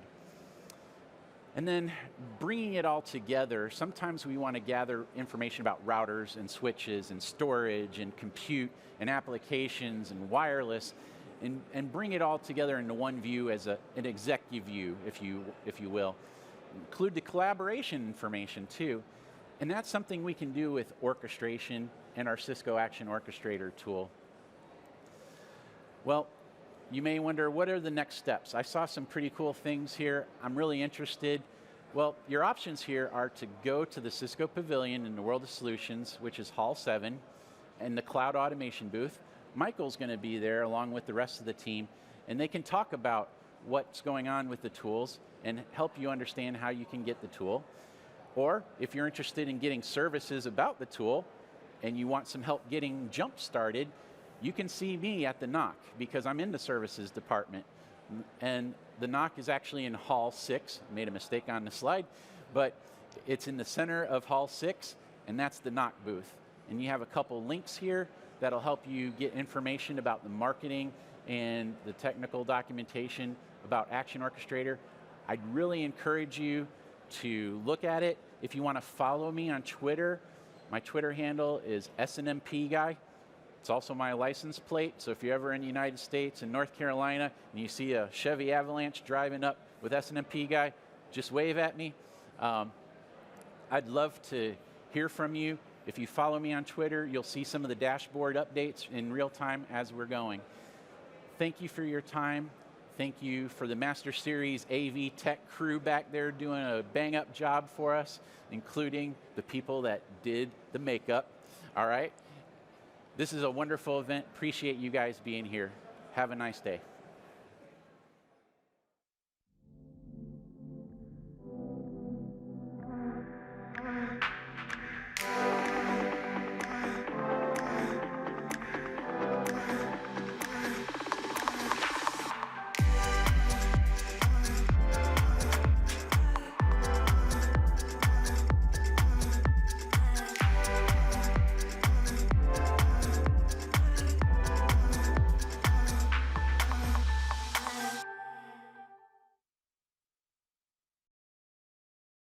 Their pizza, and they want it ASAP, if not sooner.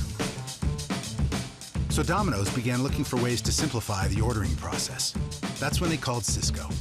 From the data center to the store, Cisco built a secure, scalable infrastructure that helped streamline ordering. In other words, it got hot food to hungry customers faster, no matter what platform they ordered from, while giving Domino's an edge over their competitors. Delicious. Between craving a better experience and delivering it, there's a bridge. Cisco, the bridge to possible. Wake up in one city, go to sleep in another. Life on the road is relentless. I've been in the music industry for about 15 years now. I've got about 20 tours under my belt. Those tours have taken me all over the world. Tours today rely on tech. This tour relies on Cisco. No matter where we are in the world, when we arrive at the venue, the first question everybody asks is, what's the Wi-Fi password? That's the most crucial piece for setting up our production office and getting to work. We've got over 100 full-time touring staff. Every single one of us uses our phone to communicate with one another. The producers, the dancers, the band, even the lighting trusses communicate with Justin's in-ears over the Cisco Meraki system. So when Justin navigates the stage, they can all move as a unit. There's really no room for error. It needs to work every single time. Cisco gives us the reliable connectivity we need to deliver the best experience possible for Justin's fans. When anybody has a moment to catch a break on tour, the first thing we do is connect with our loved ones. Hi, honey. Anything we can do to feel like we're home. When we are working on the world's best tours, we want the world's best partners, and we're lucky to have Cisco as a partner. It makes our lives so much easier. Between the show and the business, there's a bridge. Cisco, the bridge to possible.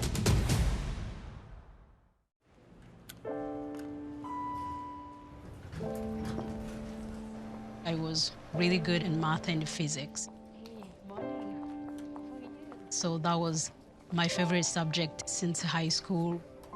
That's actually how I ended up in engineering. My name is Alfonsine Imanaguha. I am a consulting engineer at Cisco in the US. But I was born in Rwanda. It was April 6th, 1994. That night, we heard like a loud explosion in the sky. We rushed to listen to our radio, and we learned that President of Rwanda, that his plane was shut down. That was the beginning of the genocide. I was 13 years old. I remember just hiding in the bushes, not sleeping at home at night. My dad was like, hide here, I'm going to find another place where we can safely all hide. As soon as my dad left, we immediately overheard the group of militiamen say that they just killed him. I didn't feel the ground. I didn't feel the air around me. There was no wind. There was no sun. I was already dead.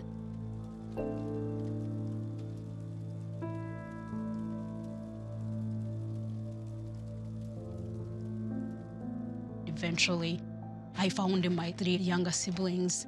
They were in the orphanage. At that point, I was like, I don't know what's gonna happen, but my life has a meaning.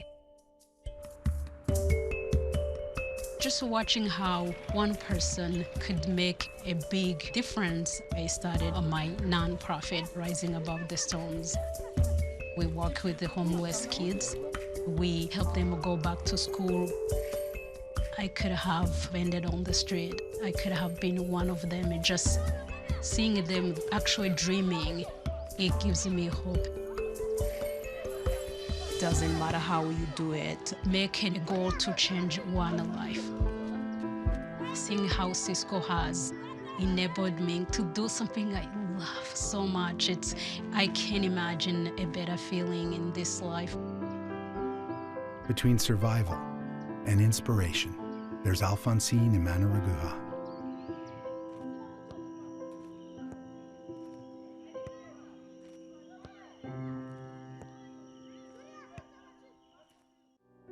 I myself was a foster child. I've gone through a tremendous amount of abuse, and I come from a long line of addiction and things like that. I've been a volunteer dance teacher for many, many years, and in 2010, one of my 15-year-old dance students was sexually assaulted in the Bay Area and sold throughout California for a year.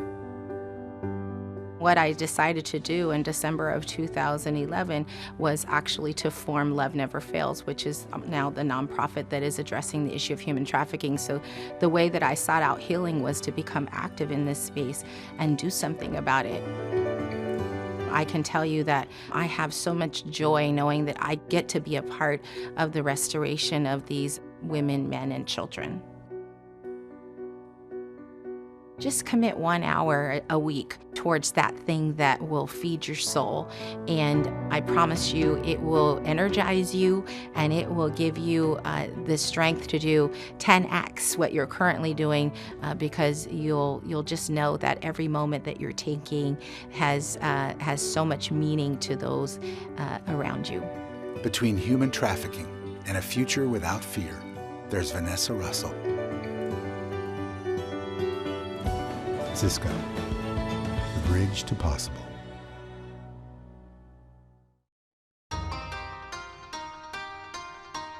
As in so many cities, for Kyoto, tourism is a very big deal.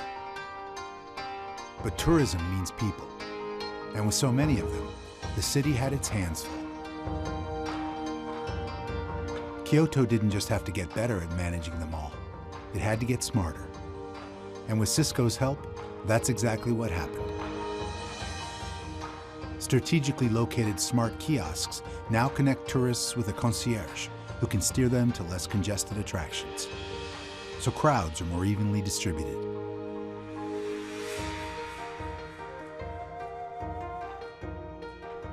Smart street lighting monitors foot traffic, automatically controls brightness when and where it's needed most, and pinpoints outages in real time, so repairs can be made faster. And with special terminals monitoring multiple cameras, data can be compared simultaneously, making the city safer than ever before. As for the people of Kyoto and the millions of tourists who visit every year, they have just one thing to say about their new smart city. We can't wait to see what's next. Between ancient and smart, there's a bridge. Cisco, the bridge to possible.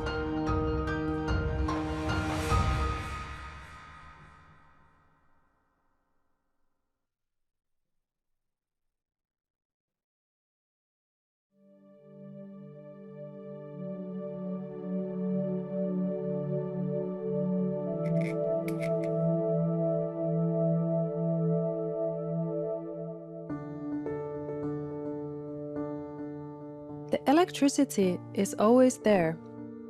We don't worry about it. We don't think about it.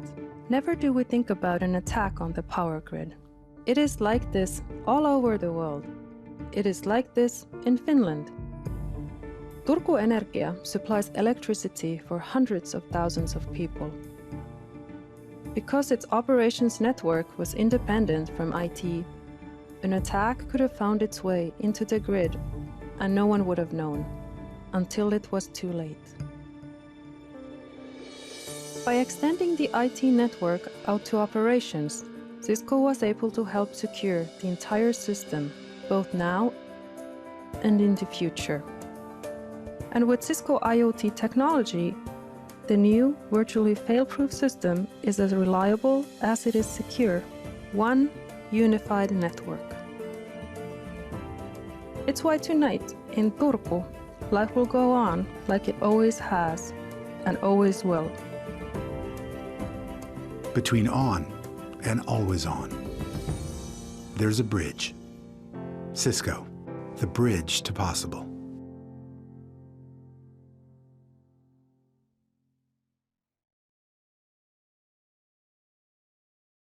For years, we've been hearing about IoT. Ooh, look, my cat just woke up. Let me put the lights on for her. It's time to get real. This is about big industry-changing things, complex things. It's about a network of things that includes this, and these, and that thing, and whatever this is. You've got more data than you can shake a stick at, and that stick generates data too. This is industrial-strength IoT. It connects turbines to power grids, pipeline operations to refineries, first responders to life-saving devices. It's a big challenge, and it makes a difference to our lives. So how do you meet it head-on? Not like this. Like this. Only Cisco can securely connect tens of thousands of assets at the farthest edge of your network to the heart of your business, no matter the scale. With security built in, not bolted on, and a flexible network to grow as your business expands. Now, IT's happy, ops are happy, innovation is accelerated, business is transformed, lives are improved. Between big ideas and big results, there's a bridge. Cisco, the bridge to possible. This is the data center, and it deals with demand. Demand that's coming from anywhere, any place, any device. Billions of things, millions of apps, clouds of all kinds, demands for capacity, for analytics, for real-time insights, giving customers exactly what they want. And it's all landing right here. But that's okay, because you're not just waiting for it. You've got ACI Anywhere, a remote control that gives you the power to answer any need, choose any cloud, manage and secure any demand, right from here. So tell them to bring it on. You're ready, anytime and anywhere. Cisco ACI goes anywhere. Cisco, the bridge to possible. The power is here, and here, but also here, and definitely here. Anywhere you need the full force and power of your infrastructure, hyper-converged. It's like having thousands of data centers, wherever you need them, powering applications anywhere they live, but managed from the cloud. So you can automate everything from here. Cisco HyperFlex goes anywhere. Cisco, the bridge to possible. National Instruments had a predicament. Bandwidth demands were on the increase. And while growth is good, their IT budget wasn't keeping pace. Not so good. IT needed to deliver more bandwidth to offices around the world while keeping spending under control. That's not so easy. Suddenly, the company that helps engineers accelerate innovation found themselves needing help. Oh, and it needs to be fast, flexible, affordable, and secure too. A tall order, but by no means an impossible one. Not with the decision to turn to us, the people who invented the network in the first place. Using a Cisco SD-WAN solution in Cisco services, we massively increased their bandwidth. Where their budget held them back, we propelled them forward. Now, most companies would be delighted right there, but we went further. Network deployments are faster than ever. And where their old network generated problem tickets faster than anyone could count, the number of WAN-related tickets has decreased 70% in the past year. All of this to prove that between those frozen processes of yours and free-flowing productivity, there's a bridge. Tell us what you're imagining, and we will build the bridge to get you there.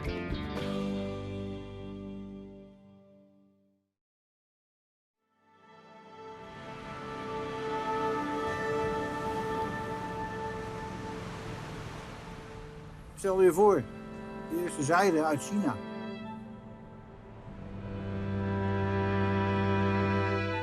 Kruiden uit Indië. Thee, rubber, suiker. Alle rijkdom van de wereld gaan we hier, in deze plaats. For over 500 years, the lifeblood of commerce has flowed in and out of the port of Rotterdam. Today, it's on a scale and at a speed never before imagined, until now. There is a lot at stake. We have vessels entering with dangerous cargo. We have very large container carriers. If one gets stuck in the entrance, the entire harbor is jammed. Consequences, safety-wise and economically, are immense if something goes wrong. The logistics are easy, but to make the puzzle work, that is complicated. Making the puzzle work is a network of sensors spread across the port's 41 square miles, providing terabits of data. 200 calculations a minute. Wind, tides, currents, and visibility to help guide 130,000 ships a year and protect 468 million tons of cargo. In my function, in my job, the security is the main thing. If we have the right data and the reliability is proven, we can predict what the situation will be 3, 4, 5 hours in advance, and we can plan with that. After careful evaluation and planning, everything is possible in Rotterdam, and that's the thing we are proud of. The confidence to run Europe's largest port, and one company delivers all that sensor data safely, delivers all that data securely. Between the storied past and a modern efficiency the Dutch would call Ongelooflijk. there's a bridge. Cisco, the bridge to possible.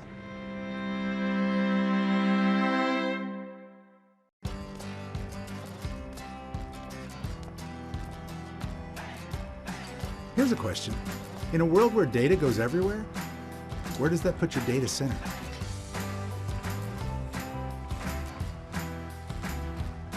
At the moment, trends are born, greeting customers with every detail they need. At the point where all your clouds meet and share, but also on watch, securing everything and everyone.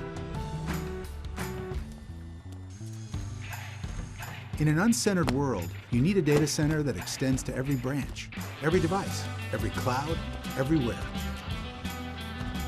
The Cisco data center goes everywhere your data is.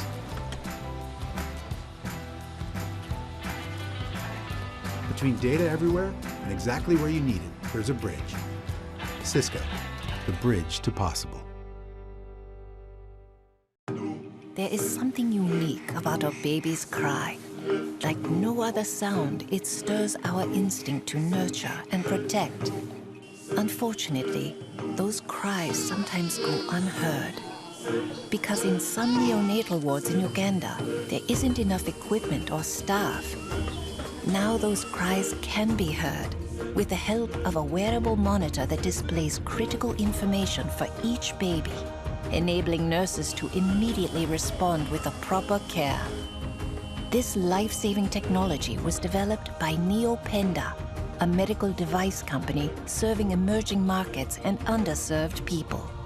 Cisco's support helped NeoPenda further develop the technology that connects its devices. This is one more example of how Cisco empowers social entrepreneurs to use innovative technology to make the world better.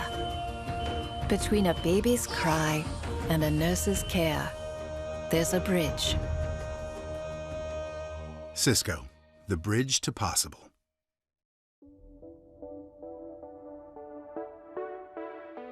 The Ellen Show is the #1 daytime talk show in America. By far, the biggest thing we do all year is our Mother's Day event. It's so much fun, and our fans just love it. We spend a lot of time aligning the show with brands that want to be a part of the Ellen experience. Hey guys. Hey New York. Hi. There were a bunch of moms-to-be all over the country who tried to get tickets, but they could not get tickets. We're usually working on a really tight schedule. The faster we can launch or join meetings, the better. Hi.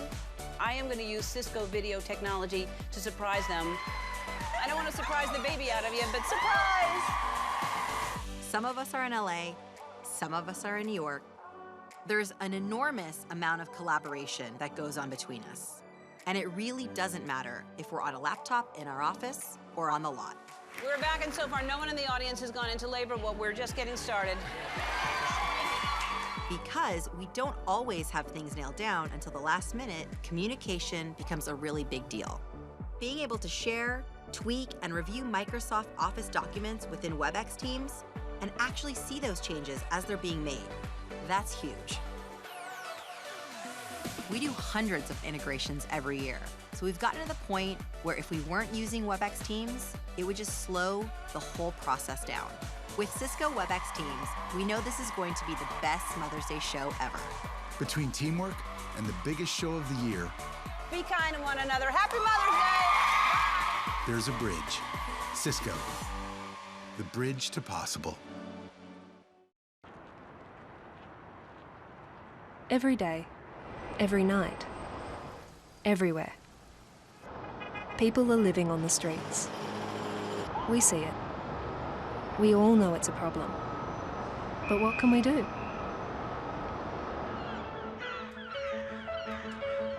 In Brisbane, Australia, two young mates decided to do something.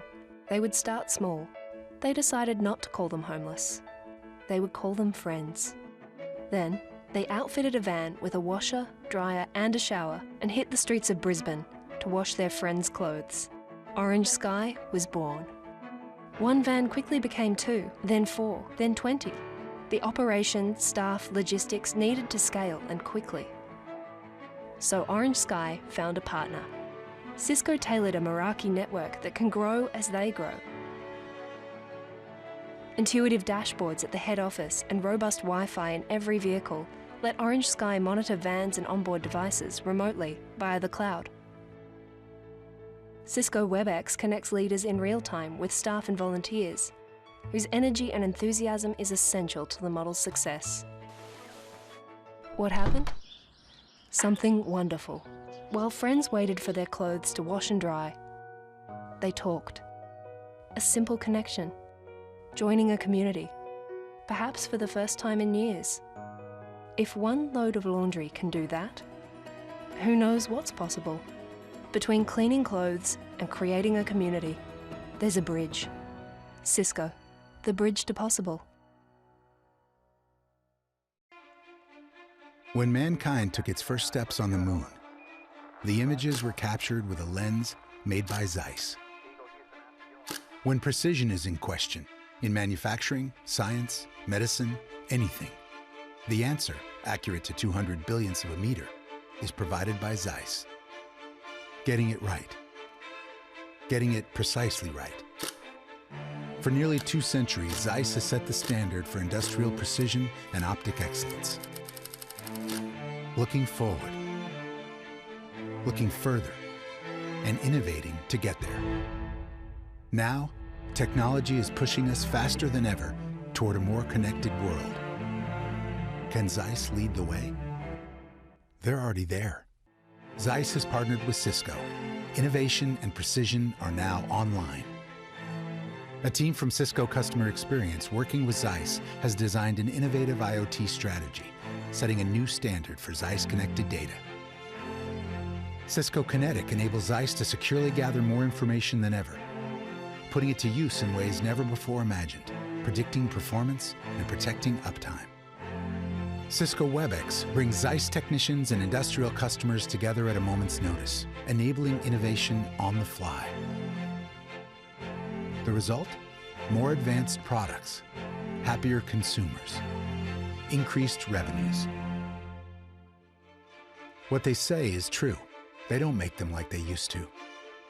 At companies using Zeiss, partnered with Cisco, they make them better. Between precision and the pace of business, there's a bridge. Cisco, the bridge to possible.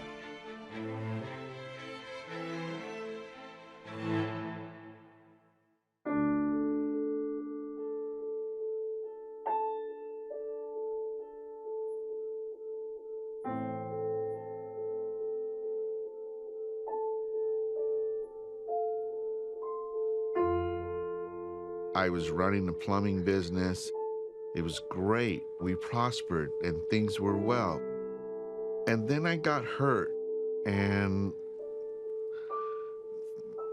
the spiral began.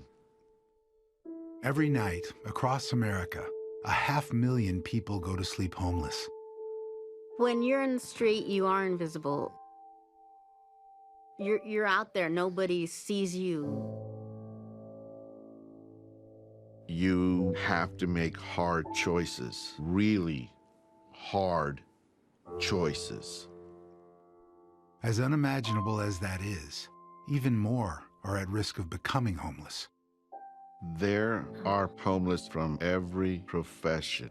Plumbers, electricians, doctors, financiers, a quantum physicist.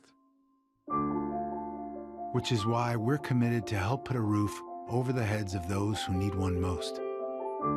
And for those at risk, helping them keep theirs.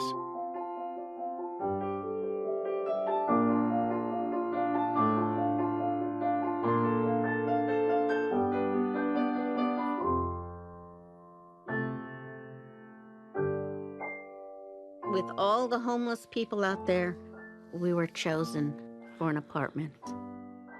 It's better than the lottery. This is a place to live. Together, let's be the bridge to a place called home. I don't know you, but I love you for what you've done and how you helped me.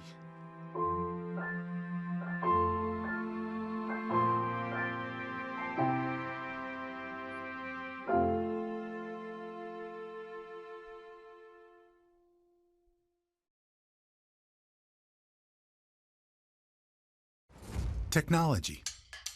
There's never been more potential at your fingertips. But technology is only half the picture. Introducing Cisco Customer Experience. We're here to help you get the most out of your technology, because behind the billions of connections, we believe there needs to be a relationship. Someone who can position you for continuous innovation. Someone who can help you design a roadmap for your next 5 weeks or your next 5 years. Someone who can be with you from whiteboard to reality. We'll help you transform not just your technology, but your business. We understand that your customers expect a lot of you, and we're here to help you deliver. Innovating, creating, delivering, transforming, with the right people and the right technology together. This is Cisco Customer Experience. Between technology and where it can take you, there's a bridge. Cisco, the bridge to possible.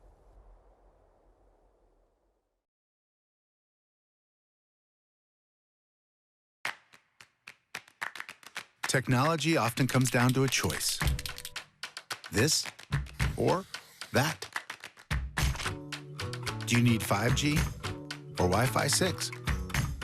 Mobility or security? Should you be in the cloud or a data center? Do you need this gen or next? The answer to all these questions is yes. Now you don't have to choose, because there's one network that's ready for anything. It's called intent-based networking, and it's only from Cisco. A system built for Wi-Fi 6? Yes. And ready for 5G? Yes. And the numerous machine languages of the IoT? Yes. What about security and threat detection? VR, AR, AI. The answer to your question is yes. Intent-based networking from Cisco. Wireless first, cloud-driven, data optimized. Between what's now and what's next, there's a bridge. Cisco, the bridge to possible.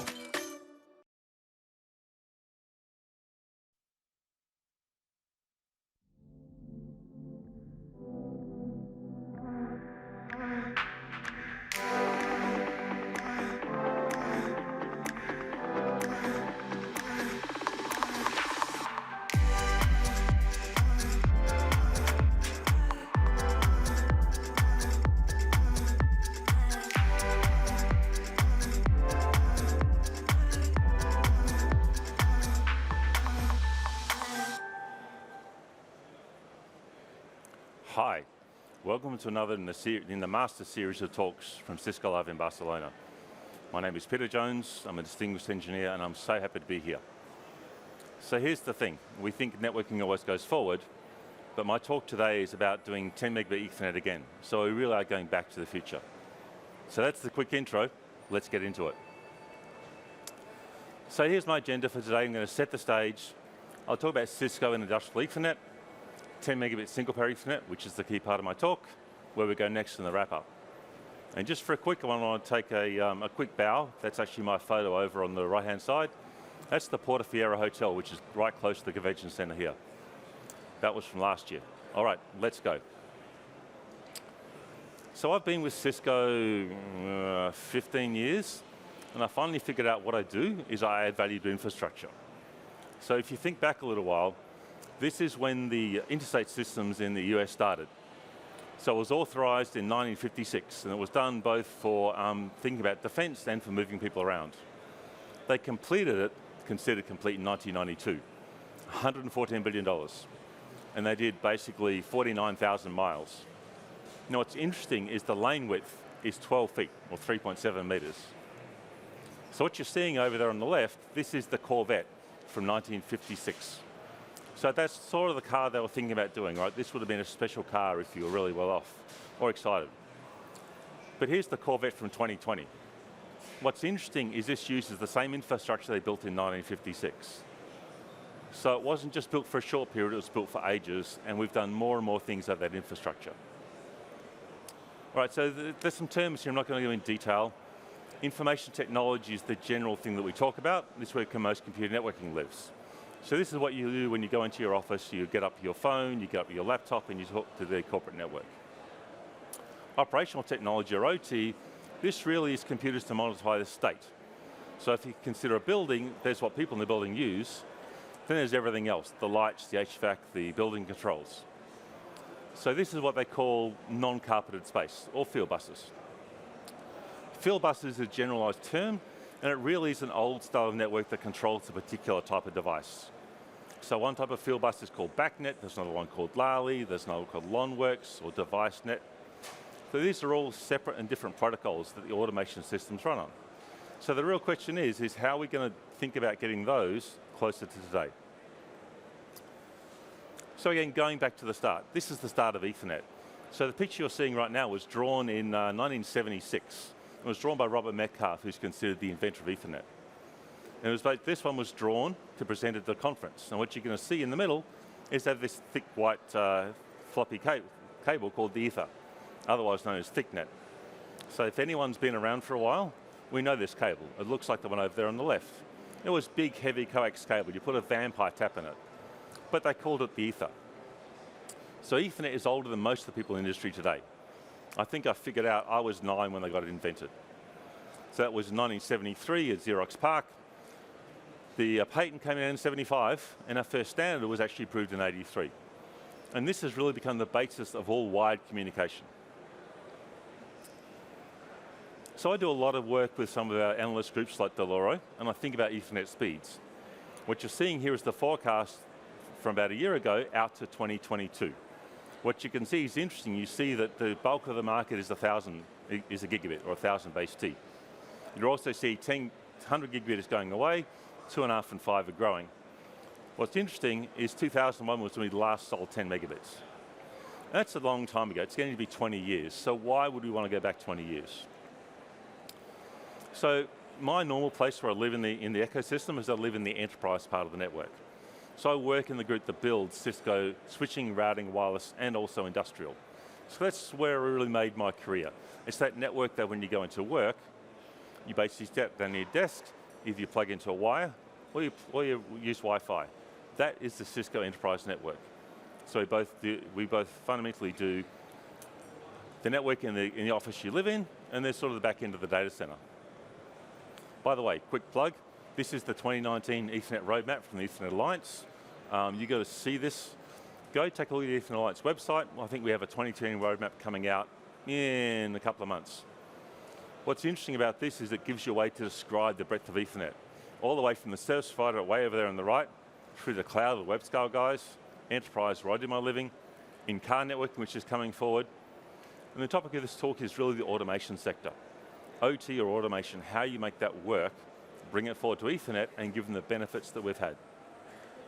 So, let me get going with this story. If you take a look at this slide here, this is really networking in about 1990. So we sort of, at this stage, every company had their own interface, their own connector, their own protocols.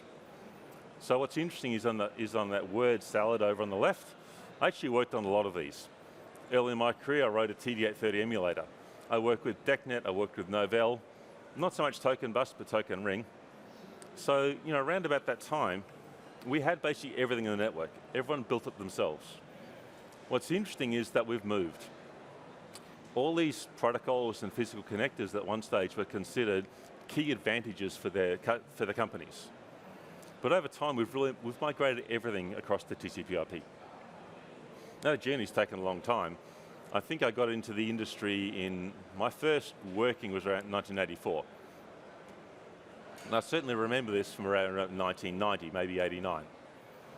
So we had all this stuff out here, but it's all pretty much gone away. So I'm going to guess if you're younger than 40, you don't know any of these terms.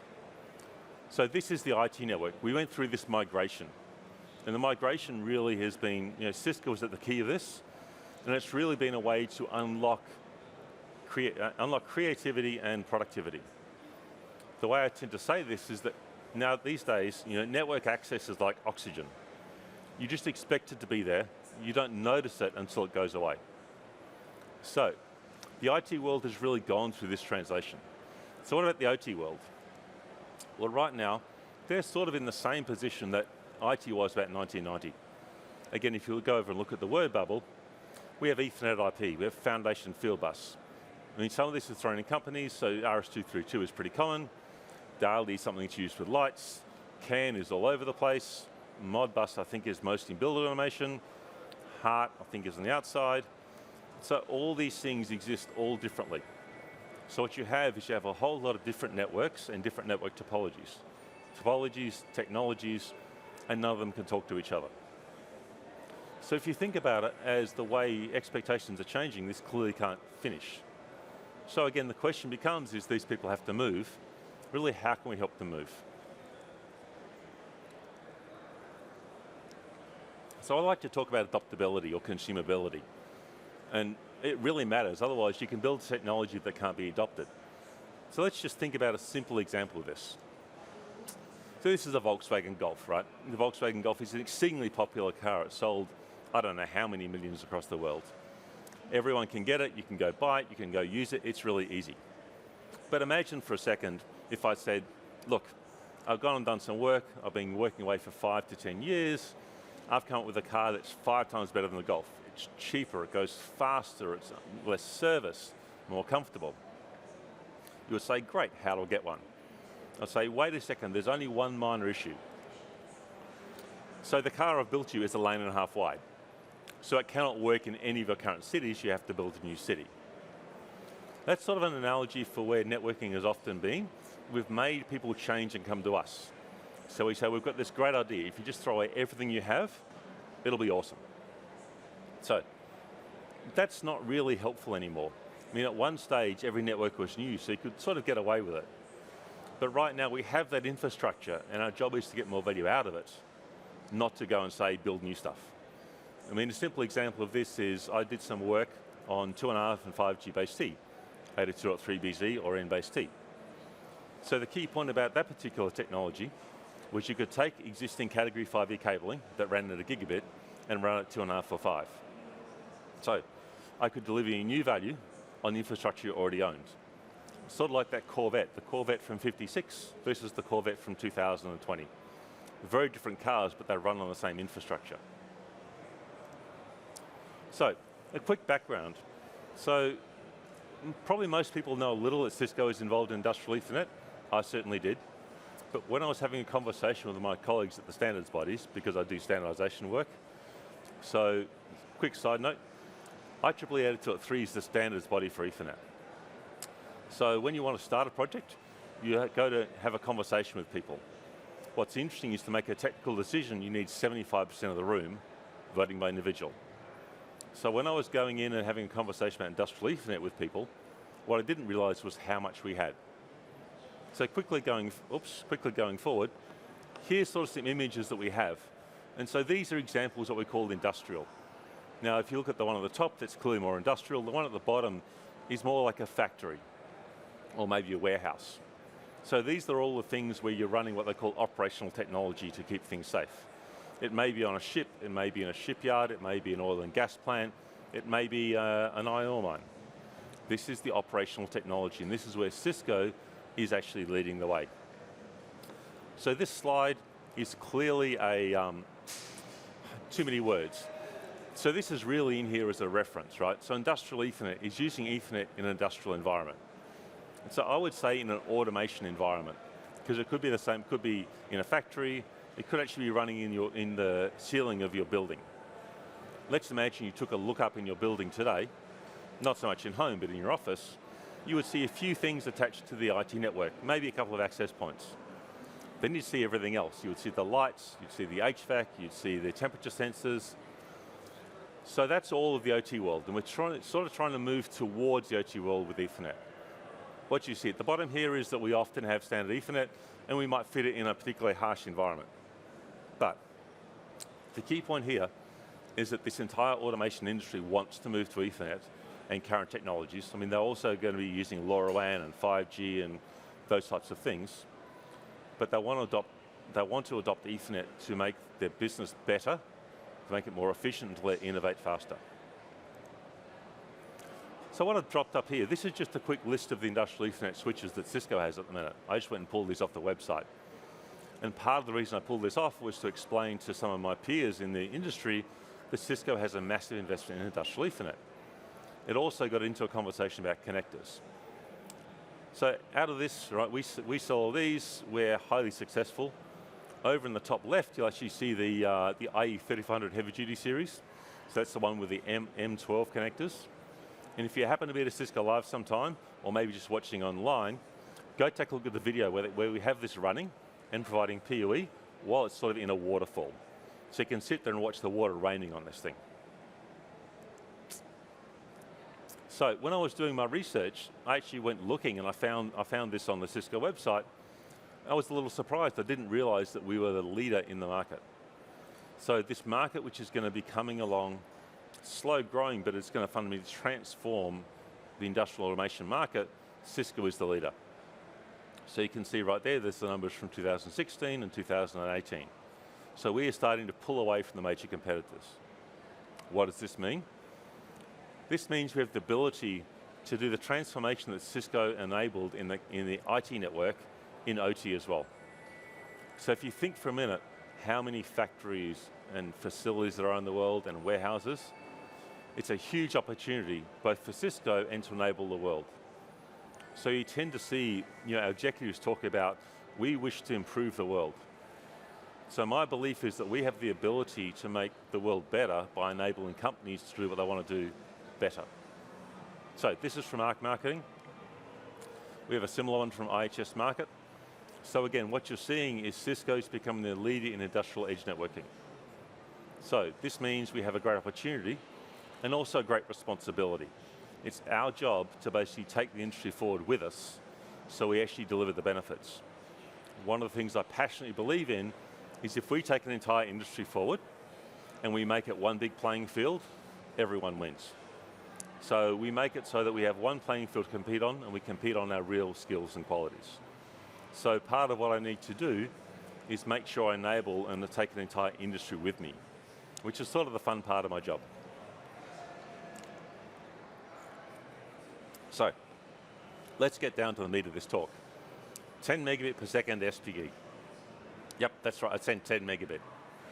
Sometimes when I say this to people, I go, you mean 10 gigabit? No. 10 terabit? No. I mean 10 megabit. SPE is the short name for single pair Ethernet. If you go and look at the normal Ethernet cables you see in an office, the copper cables, they're called a category cable. It might be category 5E, category 6 or 6A. So they're what's called a 4-pair cable. Now, if you go back in time, you'll actually know that originally for 10 megabits and 100 megabits, you only use 2 pairs. But for gigabit, you needed 4 pairs. So we had fun at one stage with people splitting out 2 pairs, but put that to the side for the moment. So the bulk of the Ethernet we sell today, in terms of numbers, is what's on 4-pair copper cabling or category cabling. This is 10 megabits on single pair. So I talked a little bit of field buses before. So I assume we'll make this PDF available, you can go take a look at this. So field buses are really a different type of thing. They're not the things that IT guys are used to. So this is the people who go in, who might install elevators, the ones who install your HVAC, maybe the controls on your doors. So field buses, they're all over the place in the OT networks. So the thing to think about is in the middle of that network is now Ethernet. So we're really talking about getting out to the edge of that network. So in my not very humble opinion, because I'm really not very humble, this is the next network to converge. So if you think about it for a minute, the first Cisco IP phone we ever sold, I think, was 1998. Let's imagine at that stage you're making an investment decision, like where do I want to go? Where should I put my money? Let's say you thought, this voice over IP thing, yeah, it's never going to work. The LAN cables are not right. Let's imagine you'd invested all your retirement funds in Nortel or one of the other big telco manufacturers. So I think we are on the verge of this conversion where we can move from field bus to a common technology and common protocols. And I think it's going to be huge. Right, so why single pair? So as I said before, this is really for the OT guys, right? And they're a different set of people.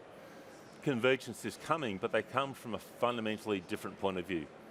Where maybe in the IT world, we can live with the network going down for a while. It's really not okay to have your elevators, your door controls go out, or maybe your HVAC. So this technology is being used in a bunch of places. It's actually there's a bunch of work happening to basically make an all Ethernet car. And we can have another long conversation upon that. But they want to replace their older technologies, things like LIN and CAN, with Ethernet work. So right now the standards, they've already done 100 meg and a gig, 10 megabit is there, and they're actually working on 2.5, 5, 10, and 25, because they're actually going to try and solve autonomous driving problems. If you actually go take a look at how they're going to build a car, it looks like a mini enterprise. There's a lot of sensors on the outside, there'll be compute clusters, so they're building everything. But in the car world, they have very harsh environmentals, they're also very worried about weight. So the car business is not the one I'm personally involved in. I'm being involved in building industrial automation. And the protocols there were HART and Profinet and DALI and 420 milliamp. So there's a very simple common thread here. Where they are at the minute, they can't stay there. People want to do preventative maintenance. People want to do analytics. So they have to remove that barrier. So right now, they're sort of here. They're on the way towards Ethernet, but it's here. We have to figure out a way to get them there. So the existing technology can't really do what they need to do. Also, the people understand it, sort of look more like me than someone coming out of college. So the way it used to be, you might get an alarm from a machine. You'd send out some guy with a hammer. He's going to whack the device. He's going to listen to it, and he's going to tell you what doesn't work. Of course, today I want to come in, I want to get my phone, I want to log into it. So these field buses and their gateways are now an issue. We have a huge installed cabling base, and I have some numbers later on. But basically what you find is that infrastructure, the basic nervous system of the buildings, is all there. The other thing which is interesting is the way they design it is a very deep in the mind. So we know how to design an enterprise network today. There's core distribution access, it's copper from access to the device, it's 100 meters, then it's fiber and fiber. These guys design their things differently. Now I can go to them and say, look, hi, I'm from Cisco, I'm from IT networking. I've got this great idea for you. Why don't you fundamentally change the way you design all your entire buildings and your control structure? Now, maybe I'm right, maybe that's the right thing to do, but that's a hard thing to listen.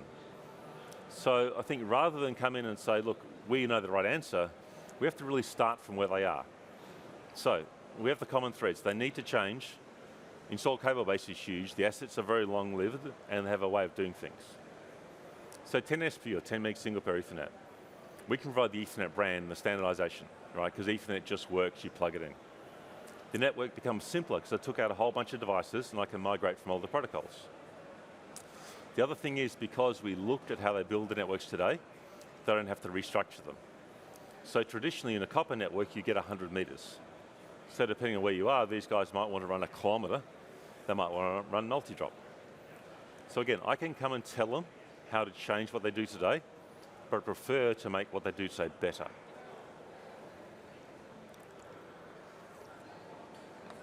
So here's an example, and if you take a look at the fine print, you notice this is from an ODVA conference in 2014. ODVA is one of the key industrial alliances on protocols. So even in 2014, they said, we have standard Ethernet, we have industrial Ethernet, we're missing a part on the edge. What's interesting about the part on the edge is it's like the edge of your nervous system, right? This is where you need all your information.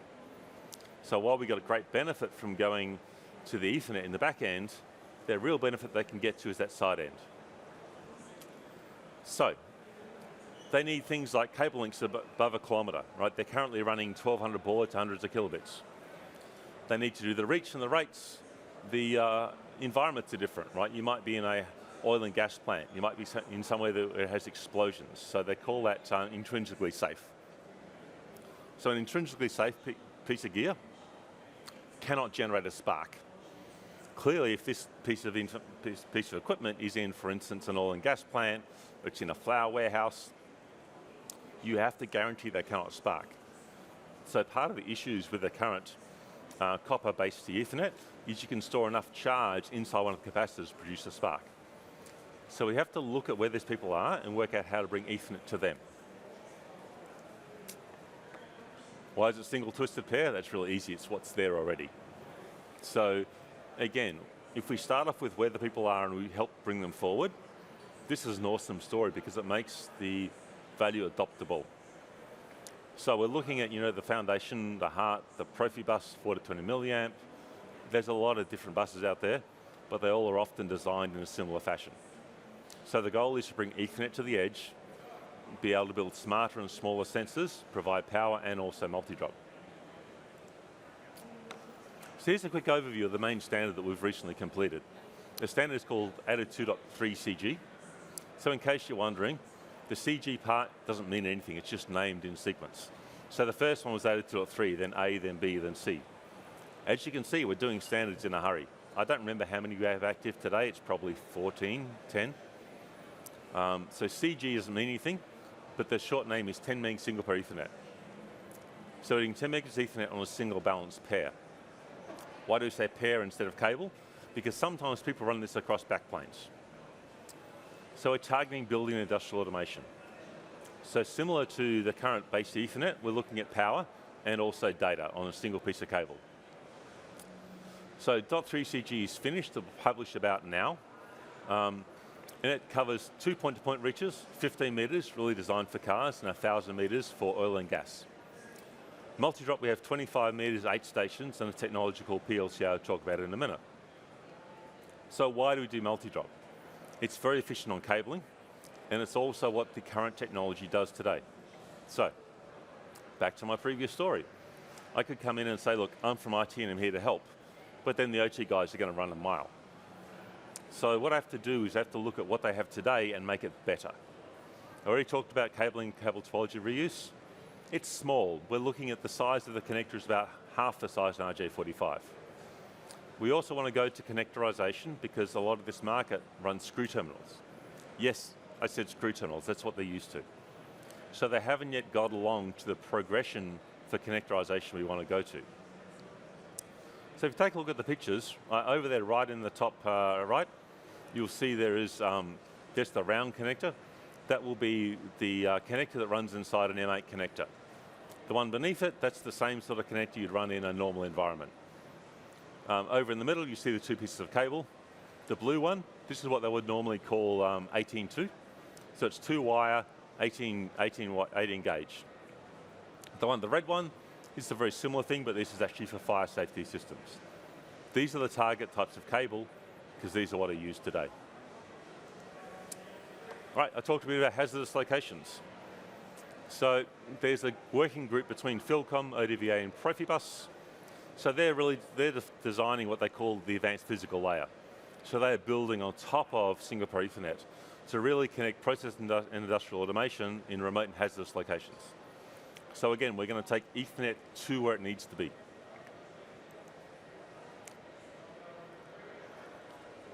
So I mentioned earlier we're doing multi-drop. So hands up all those who remember doing multi-drop Ethernet, and that would be me. So the interesting thing about multi-drop Ethernet is if you go into high load, CSMACD sort of doesn't work so well. It's part of the back-off mechanism.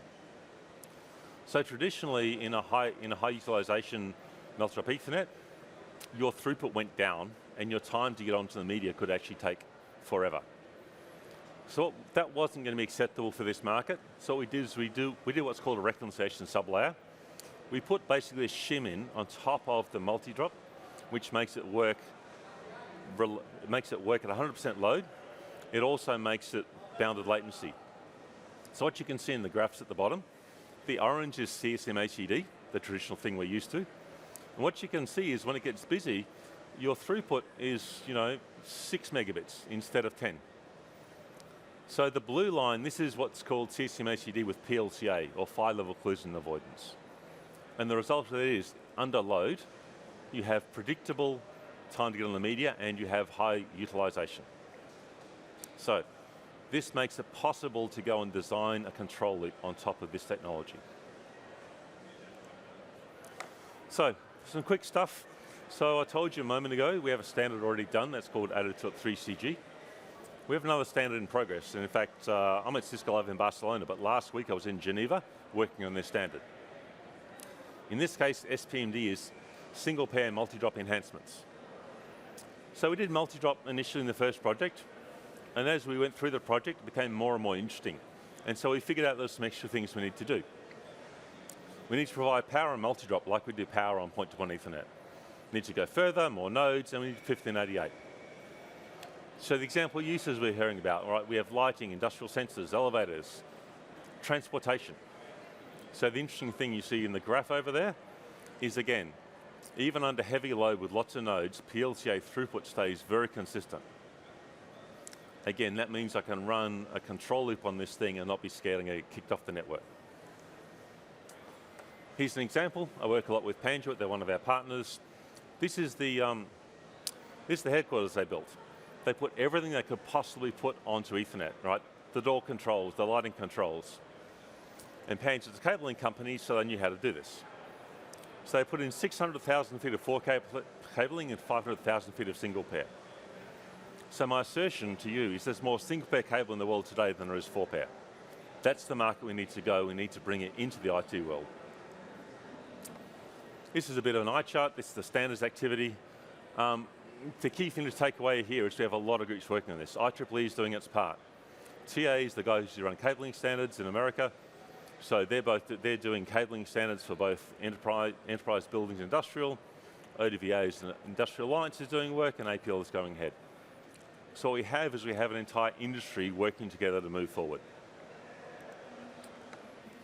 A couple of photos. I was recently at Rockwell Automation Fair. There's the good picture over there with the spools of cable. That's actually that's an example link running over 1,000 meters of cable. You see in the middle, it's actually just a picture of the connector. And the feeling these guys had was Back to the Future. If you look, you can see the DeLorean in the background. And so they were running single pair Ethernet to control the flux capacitor. Some more stuff from Rockwell Automation Fair. This is some early prototype stuff from Flick Networks for testing. And if you look over on the right there, there's actually a full live demo running from a bunch of people building industrial networks. So this technology is early in its life cycle, but it's starting to come through. All right, so what happens next? Cisco is a network convergence company. We've moved through the physical and protocol layers, voice to the network, video to the network, personal communications, and OT is next. So we have the ability to bring all these people along so I can build one network in a facility. So where are they today? So they're sort of like 1990, but they're on the way, right? They want the benefits of what we've had. So we want to take the network from being in the way to enabling them to move forward. What's the opportunity? We can provide the IT network lessons to OT. So if you think about it, if I have something as, for instance, controlling an oil and gas plant, it's critical for me to provide lessons about network structures, segmentation in that facility. One network, replace the gateway by the switch, and the local control becomes an on-site container. This is the opportunity we have in front of us. What are the barriers? These guys with assets with a really long life cycle. You know, a mine might run for 30 or 40 years. And they're very expensive assets that don't take risks. The landscape is sort of fragmented. There's all these different companies. You know, we don't do it that way, but in reality, if I was going to go asked to build a new factory, I would want to be risk-free because the investment is so huge.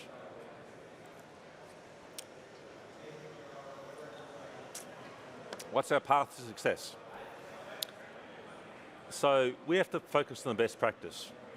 Like any networking topology, people can build all sorts of things. But if we align to what they're told to build, we have a chance of succeeding. I'm really interested in being able to do upgrades of the automation over the current infrastructure. So my father-in-law is a welder. So he lives in a valley in Victoria, which is full of coal mines and power plants. He actually works on the power plant shutdowns. So every couple of years, they'll shut down the plant for 4 to 6 weeks. In that time, I can change sensors. I can upgrade the control systems of that plant. So I think it's going to be enormous. So the fact I can do the upgrade and the new facilities can use the design patterns makes this adoptable. We're also moving towards having a consistent, coherent industry message from our two networking industries. All right, so let me wrap it up because you've been listening to me for a while. So, the base T is the most successful standard, right? We've sold more than 4 billion. We sell about 1 billion, there's about 1 billion ports between end devices and switches a year. And Cisco's built on cables, right? That's the foundation on which we run. So the cables you're seeing at the bottom here is from right to left. There's the red is the Cat5e, then the Cat6 and the 6A. Here's what people think of as an Ethernet cable. So I'm going to basically run the same play, but with the single pair stuff, power and data, design pattern reuse, common connectors and adoptability. These are the things that are going to let me get through this, and the goal is to build a way to unlock all of this value. So, hopefully you know the name of Don Quixote, and I do use this all over the world, or it's particularly good in France, in Spain. So, forgive me if I get this wrong, but Don Quixote is the oldest work of literature in the Spanish language. So Don Quixote was a nobleman, and so he wanted to go around righting wrongs. That was his thing. He wanted to give back. So him and his faithful manservant, I think was Pedro, Sancho. So they would go around like trying to help people, right, fix the wrongs. However, his eyesight wasn't so good. So he saw a windmill and decided it was a giant.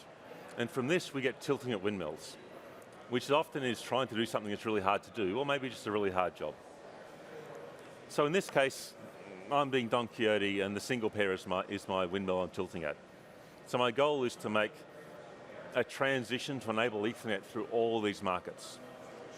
So that being said, this is the first edition of Don Quixote from 1605, and thank you for listening to me. This is the Masters Series from Cisco Live in Barcelona.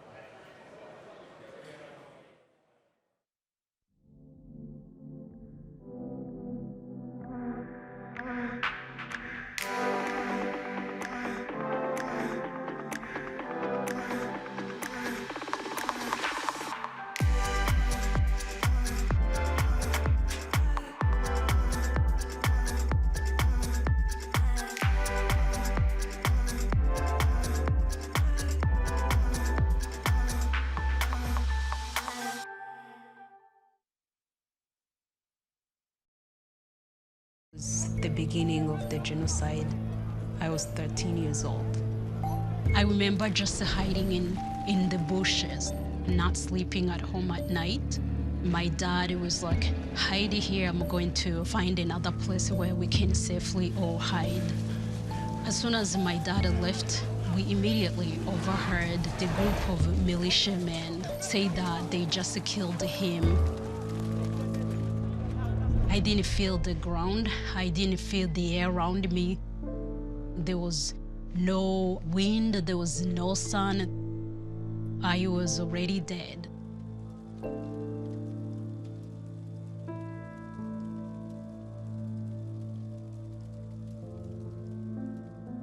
Eventually, I found my 3 younger siblings. They were in the orphanage. At that point, I was like, I don't know what's gonna happen, but my life has a meaning. Just watching how one person could make a big difference, I started on my nonprofit, Rising Above the Storms. We work with the homeless kids. We help them go back to school. I could have ended on the street. I could have been one of them, and just seeing them actually dreaming, it gives me hope. Doesn't matter how you do it, make it a goal to change one life. Seeing how Cisco has enabled me to do something I love so much, I can't imagine a better feeling in this life. Between survival and inspiration, there's Alphonsine Imanaruguha.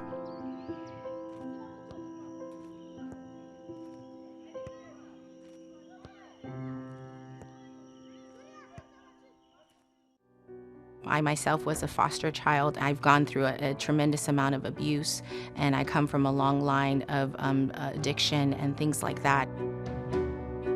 I've been a volunteer dance teacher for many, many years, and in 2010, one of my 15-year-old dance students was sexually assaulted in the Bay Area and sold throughout California for a year.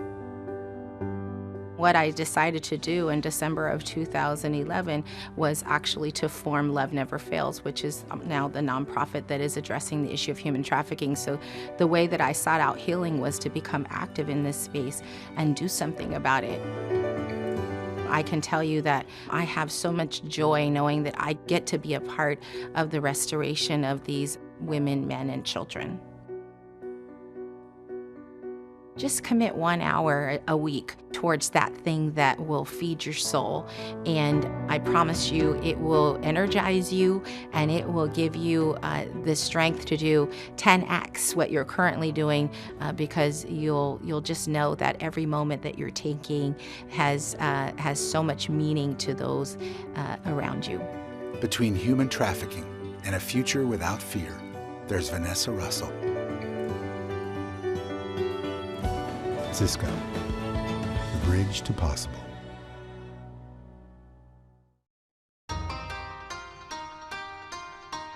As in so many cities, for Kyoto, tourism is a very big deal. But tourism means people, and with so many of them, the city had its hands full. Kyoto didn't just have to get better at managing them all, it had to get smarter. And with Cisco's help, that's exactly what happened. Strategically located smart kiosks now connect tourists with a concierge who can steer them to less congested attractions. So crowds are more evenly distributed.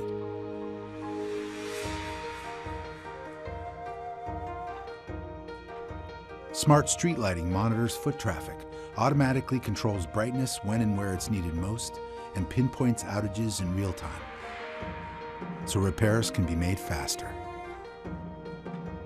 And with special terminals monitoring multiple cameras, data can be compared simultaneously, making the city safer than ever before. As for the people of Kyoto and the millions of tourists who visit every year, they have just one thing to say about their new smart city. We can't wait to see what's next. Between ancient and smart, there's a bridge. Cisco, the bridge to possible.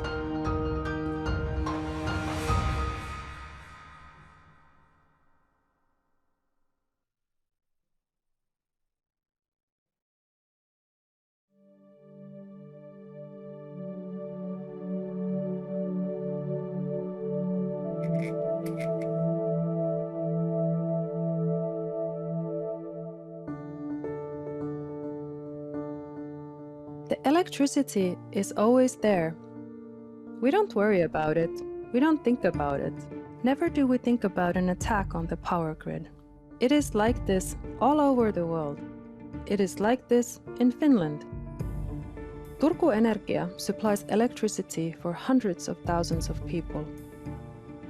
Because its operations network was independent from IT, an attack could have found its way into the grid and no one would have known, until it was too late. By extending the IT network out to operations, Cisco was able to help secure the entire system, both now and in the future. And with Cisco IoT technology, the new virtually fail-proof system is as reliable as it is secure. One unified network. It's why tonight in Turku, life will go on like it always has and always will. Between on and always on, there's a bridge. Cisco, the bridge to possible.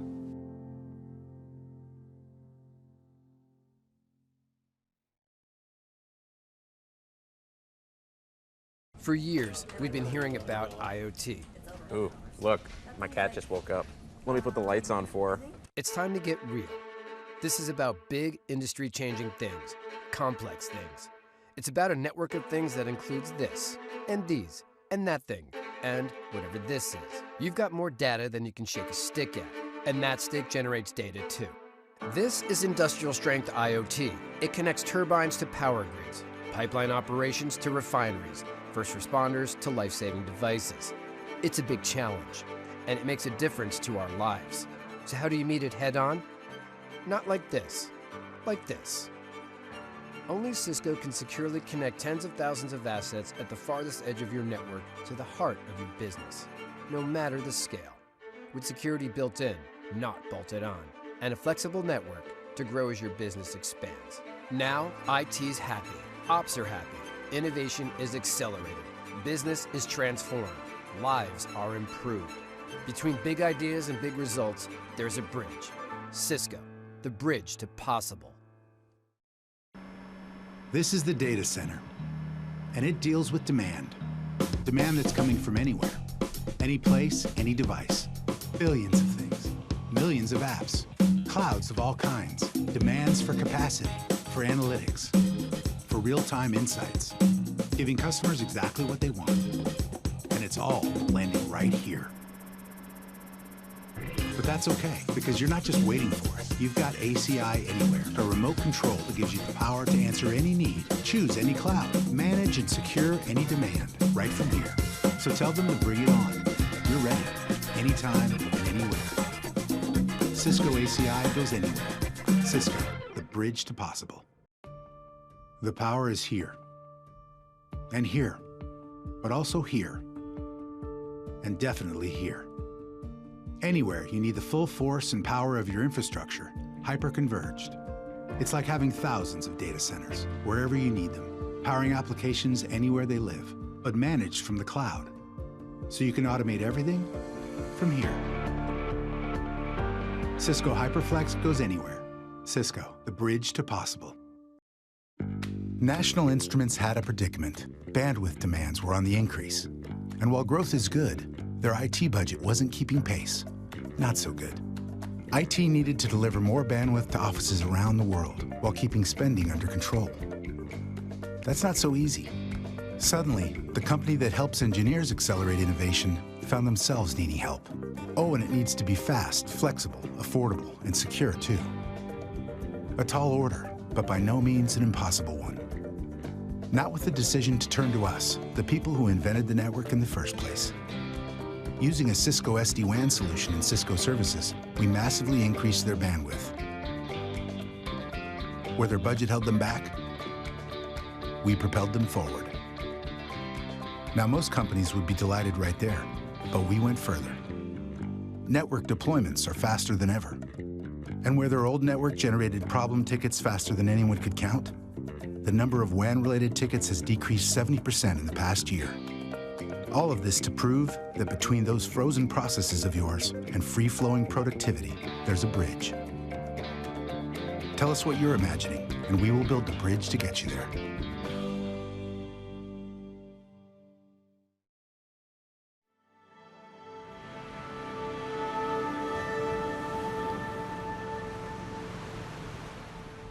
Stel je voor, de eerste zijde uit China.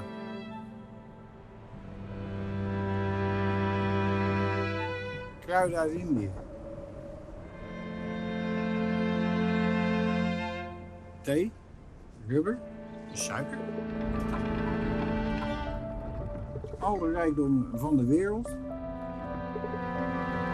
gaan we hier, in deze plaats. For over 500 years, the lifeblood of commerce has flowed in and out of the port of Rotterdam. Today, it's on a scale and at a speed never before imagined, until now. There is a lot at stake. We have vessels entering with dangerous cargo. We have very large container carriers. If one gets stuck in the entrance, the entire harbor is jammed. Consequences, safety-wise and economically, are immense if something goes wrong. The logistics are easy, but to make the puzzle work, that is complicated. Making the puzzle work is a network of sensors spread across the port's 41 square miles, providing terabits of data. 200 calculations a minute. Wind, tides, currents, and visibility to help guide 130,000 ships a year and protect 468 million tons of cargo. In my function, in my job, the security is the main thing. If we have the right data and the reliability is proven, we can predict what the situation will be 3, 4, 5 hours in advance, and we can plan with that. After careful evaluation and planning, everything is possible in Rotterdam, and that's the thing we are proud of. The confidence to run Europe's largest port, and one company delivers all that sensor data safely, delivers all that data securely. Between the storied past and a modern efficiency the Dutch would call Ongelooflijk. there's a bridge. Cisco, the bridge to possible.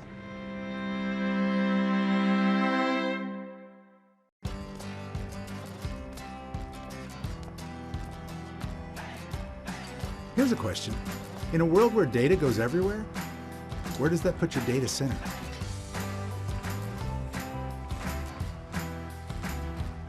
At the moment, trends are born, greeting customers with every detail they need. At the point where all your clouds meet and share, but also on watch, securing everything and everyone. In an uncentered world, you need a data center that extends to every branch, every device, every cloud, everywhere. The Cisco data center goes everywhere your data is.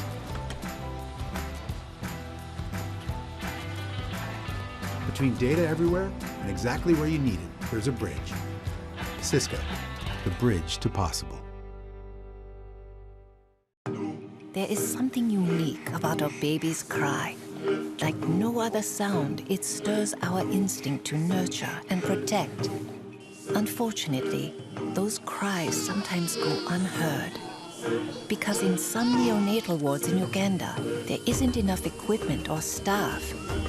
Now those cries can be heard with the help of a wearable monitor that displays critical information for each baby, enabling nurses to immediately respond with a proper care. This life-saving technology was developed by NeoPenda, a medical device company serving emerging markets and underserved people. Cisco's support helped NeoPenda further develop the technology that connects its devices. This is one more example of how Cisco empowers social entrepreneurs to use innovative technology to make the world better. Between a baby's cry and a nurse's care, there's a bridge. Cisco, the bridge to possible.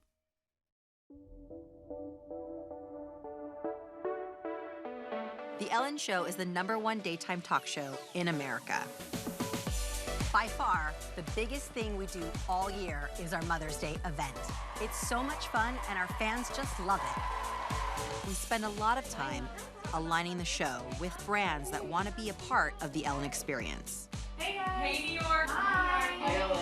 There were a bunch of moms-to-be all over the country who tried to get tickets, but they could not get tickets. We're usually working on a really tight schedule. The faster we can launch or join meetings, the better. Hi.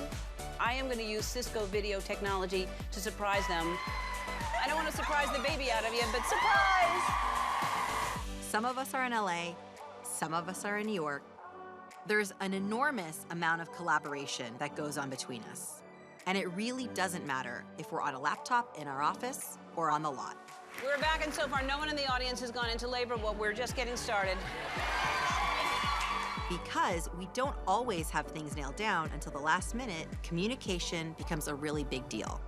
Being able to share, tweak, and review Microsoft Office documents within WebEx teams and actually see those changes as they're being made, that's huge. We do hundreds of integrations every year, so we've gotten to the point where if we weren't using WebEx Teams, it would just slow the whole process down.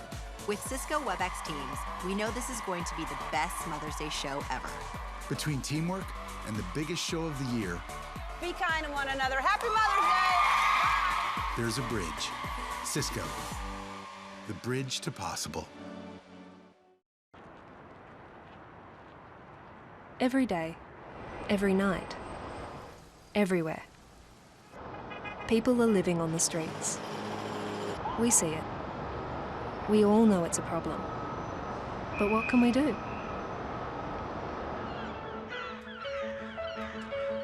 In Brisbane, Australia, two young mates decided to do something. They would start small. They decided not to call them homeless. They would call them friends. Then, they outfitted a van with a washer, dryer and a shower and hit the streets of Brisbane to wash their friends' clothes. Orange Sky was born. One van quickly became 2, then 4, then 20. The operation, staff, logistics needed to scale, and quickly. So Orange Sky found a partner. Cisco tailored a Meraki network that can grow as they grow. Intuitive dashboards at the head office and robust Wi-Fi in every vehicle let Orange Sky monitor vans and onboard devices remotely via the cloud. Cisco WebEx connects leaders in real time with staff and volunteers, whose energy and enthusiasm is essential to the model's success. What happened? Something wonderful. While friends waited for their clothes to wash and dry, they talked. A simple connection, joining a community, perhaps for the first time in years. If one load of laundry can do that, who knows what's possible? Between cleaning clothes and creating a community, there's a bridge. Cisco, the bridge to possible. When mankind took its first steps on the moon, the images were captured with a lens made by Zeiss. When precision is in question, in manufacturing, science, medicine, anything, the answer, accurate to 200 billionths of a meter, is provided by Zeiss. Getting it right. Getting it precisely right. For nearly 2 centuries, Zeiss has set the standard for industrial precision and optic excellence. Looking forward, looking further, and innovating to get there. Now, technology is pushing us faster than ever toward a more connected world. Can Zeiss lead the way? They're already there. Zeiss has partnered with Cisco. Innovation and precision are now online. A team from Cisco Customer Experience working with Zeiss has designed an innovative IoT strategy, setting a new standard for Zeiss connected data. Cisco Kinetic enables Zeiss to securely gather more information than ever, putting it to use in ways never before imagined, predicting performance and protecting uptime. Cisco WebEx brings Zeiss technicians and industrial customers together at a moment's notice, enabling innovation on the fly. The result? More advanced products, happier consumers, increased revenues. What they say is true. They don't make them like they used to. At companies using Zeiss, partnered with Cisco, they make them better. Between precision and the pace of business, there's a bridge. Cisco, the bridge to possible.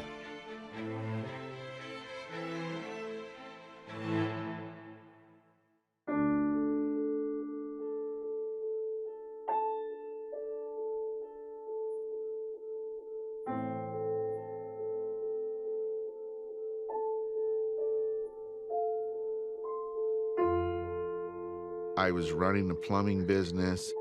It was great. We prospered and things were well. And then I got hurt and the spiral began. Every night across America, 500,000 people go to sleep homeless. When you're in the street, you are invisible. You're out there, nobody sees you. You have to make hard choices, really hard choices. As unimaginable as that is, even more are at risk of becoming homeless. There are homeless from every profession: plumbers, electricians, doctors, financiers, a quantum physicist. Which is why we're committed to help put a roof over the heads of those who need one most. And for those at risk, helping them keep theirs.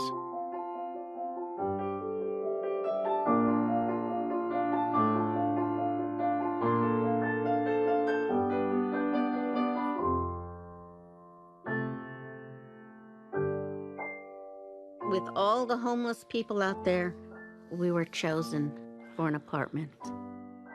It's better than the lottery. This is a place to live. Together, let's be the bridge to a place called home. I don't know you, but I love you for what you've done and how you helped me.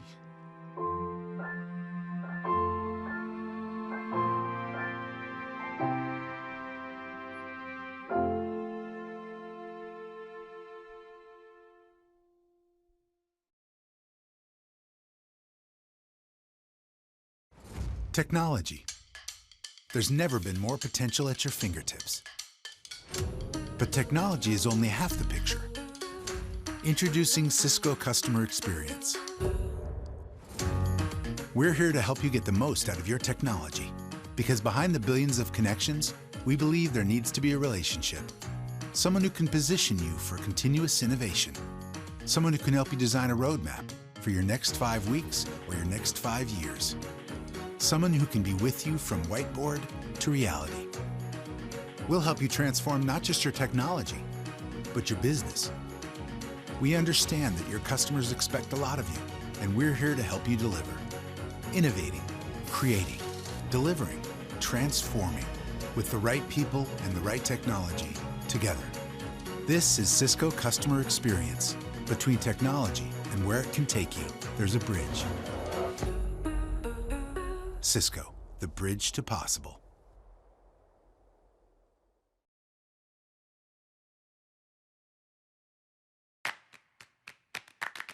Technology often comes down to a choice. This or that. Do you need 5G or Wi-Fi 6? Mobility or security? Should you be in the cloud or a data center? Do you need this gen or next? The answer to all these questions is yes. Now you don't have to choose, because there's one network that's ready for anything. It's called intent-based networking, and it's only from Cisco. A system built for Wi-Fi 6? Yes. And ready for 5G? Yes. And the numerous machine languages of the IoT? Yes. What about security and threat detection? VR, AR, AI. The answer to your question is yes.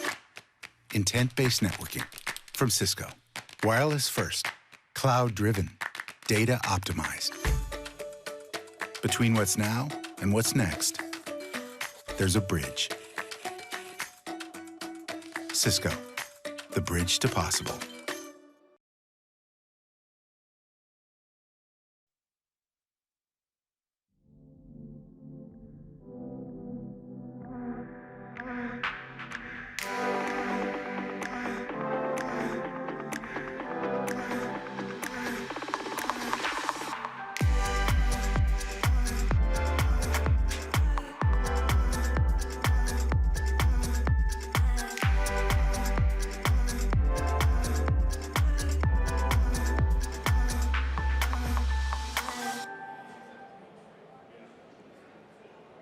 Good afternoon. From beautiful Barcelona, we are talking today about Cisco Data Center Anywhere.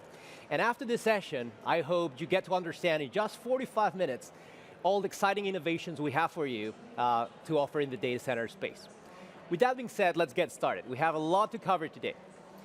The very first thing you need to keep in mind is we live in an IT-hungry world. Everything we do is driven by applications. We touch around 3 to 10 applications every single day of our lives. And basically, everything needs to be fast. We want things as fast as possible. We're less patient than ever. The other part is we want things to be easy. Whether we consume them or manage them, it needs to be easier as ever. And the last part, it always needs to be on. In a world where we have music or videos just a click away, we want things to be not only fast, but also reliable. So the same thing, by the way, happens today in an IT-hungry world, which may be delivered by the CIO or yourself as an IT lead. If we consider everything we do to deliver these applications, we have to go from infrastructure, again, no matter where it lives, it can be on-prem, cloud, virtual, physical, containers, all the way to applications, which may be not only delivered with a single click, but also continuously monitored, continuously managed, and again, hopefully optimized as well. And the last part, we always want this business to be on. The new digital business needs to be reliable and always needs to be secure. With that in mind, we are the only company that through Performance IT, we can deliver all this on any cloud, on any app, anywhere, and we call it Performance IT. We do not need to be bound to a specific hypervisor to run agility, to run security, or to have better operations. Our idea is to run your business anywhere it takes you. With that being said, I wanted to make a quick poll for everyone out there. So whether you're visiting virtually, in this case, from home, on America, or Asia, or even Europe, please take a few moments to understand or to let us know how you are prioritizing your IT initiatives for this 2020. We have multiple options. So please go to pollapp.com/LatamSE and vote for one of these options, please. The first one is, are you thinking about migrating to the cloud? Another one would be, are you thinking about delivering IT services faster? The third one would be, do you want to reduce downtime? Is that something that is constantly hitting you? The fourth one is probably, why not leveraging something like AI Ops or AI, machine learning, and so on.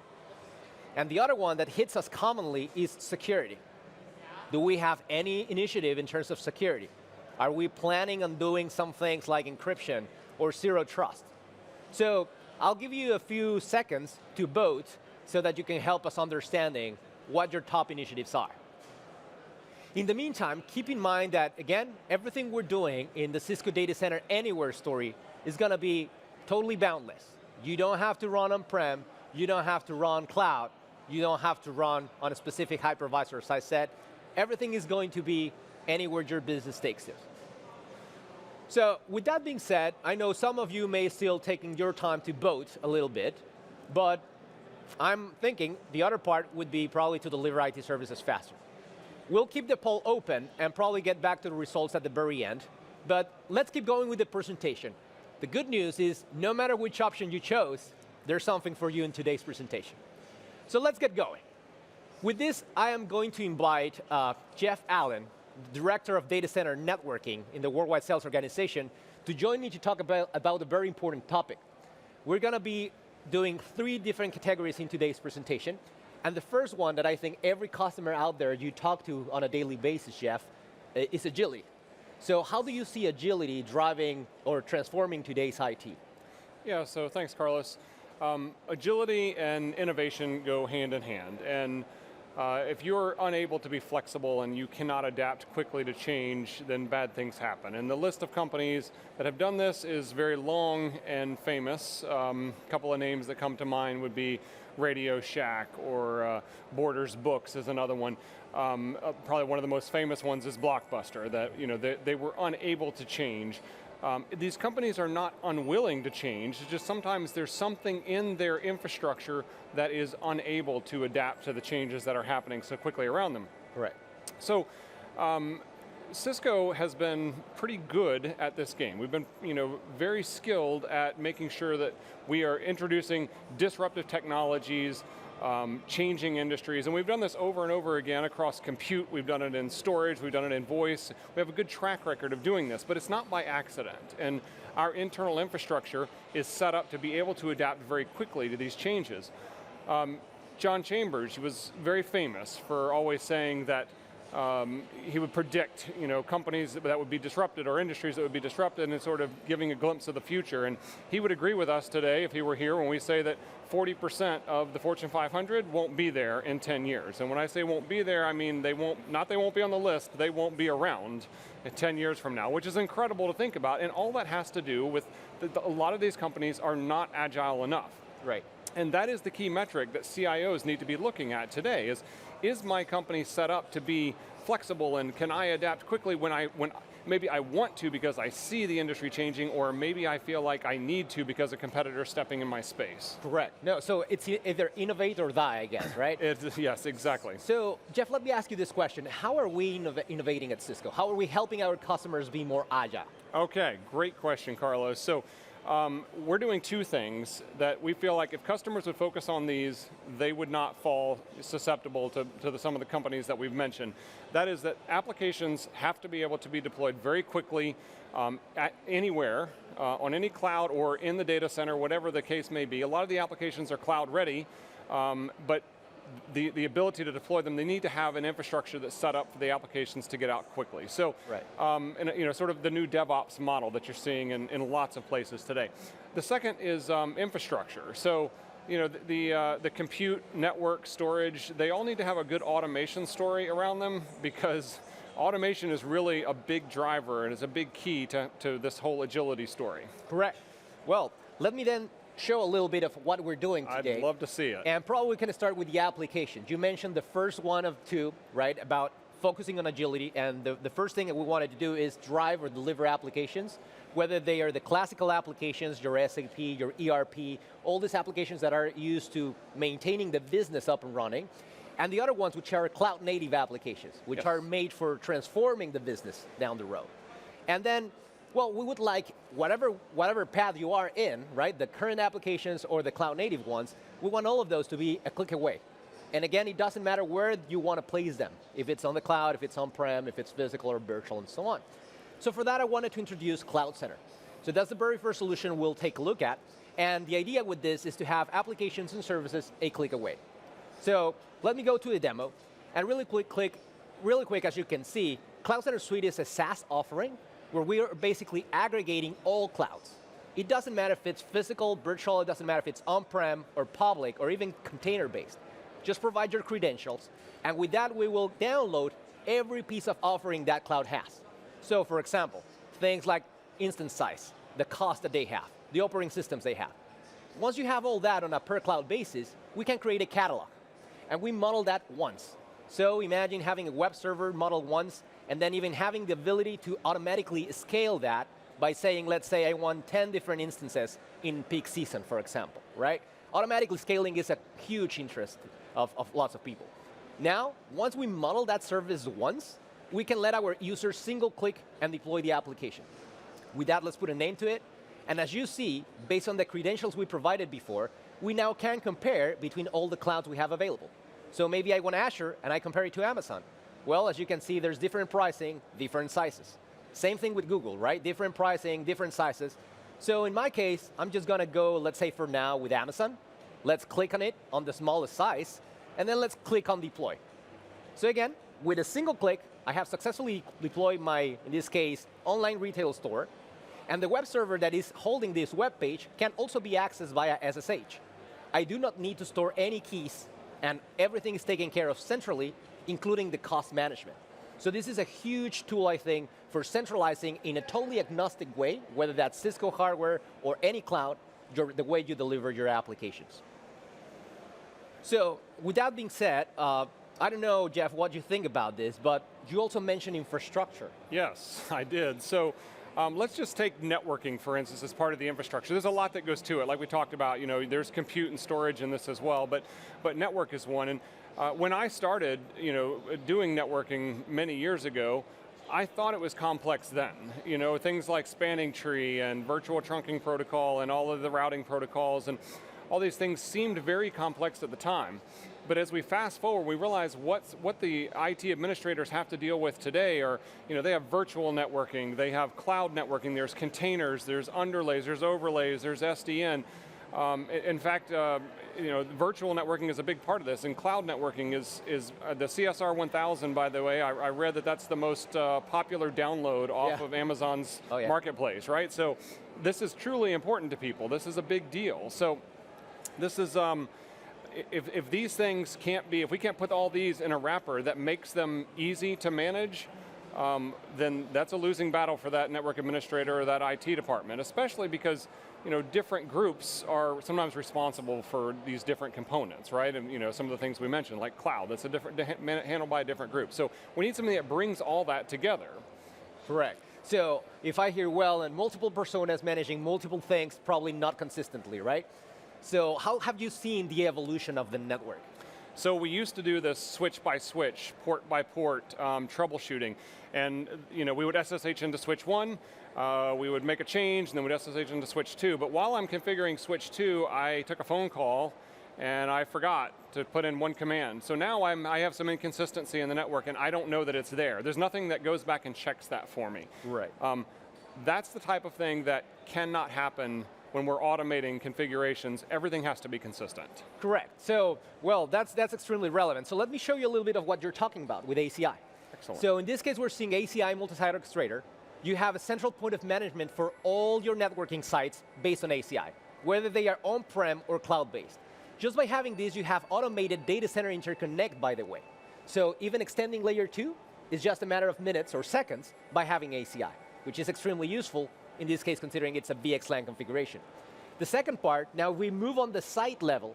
Now, every time you add a new switch, usually takes a long time, right? You rack, you configure the out-of-band management network, you have to configure lots of things.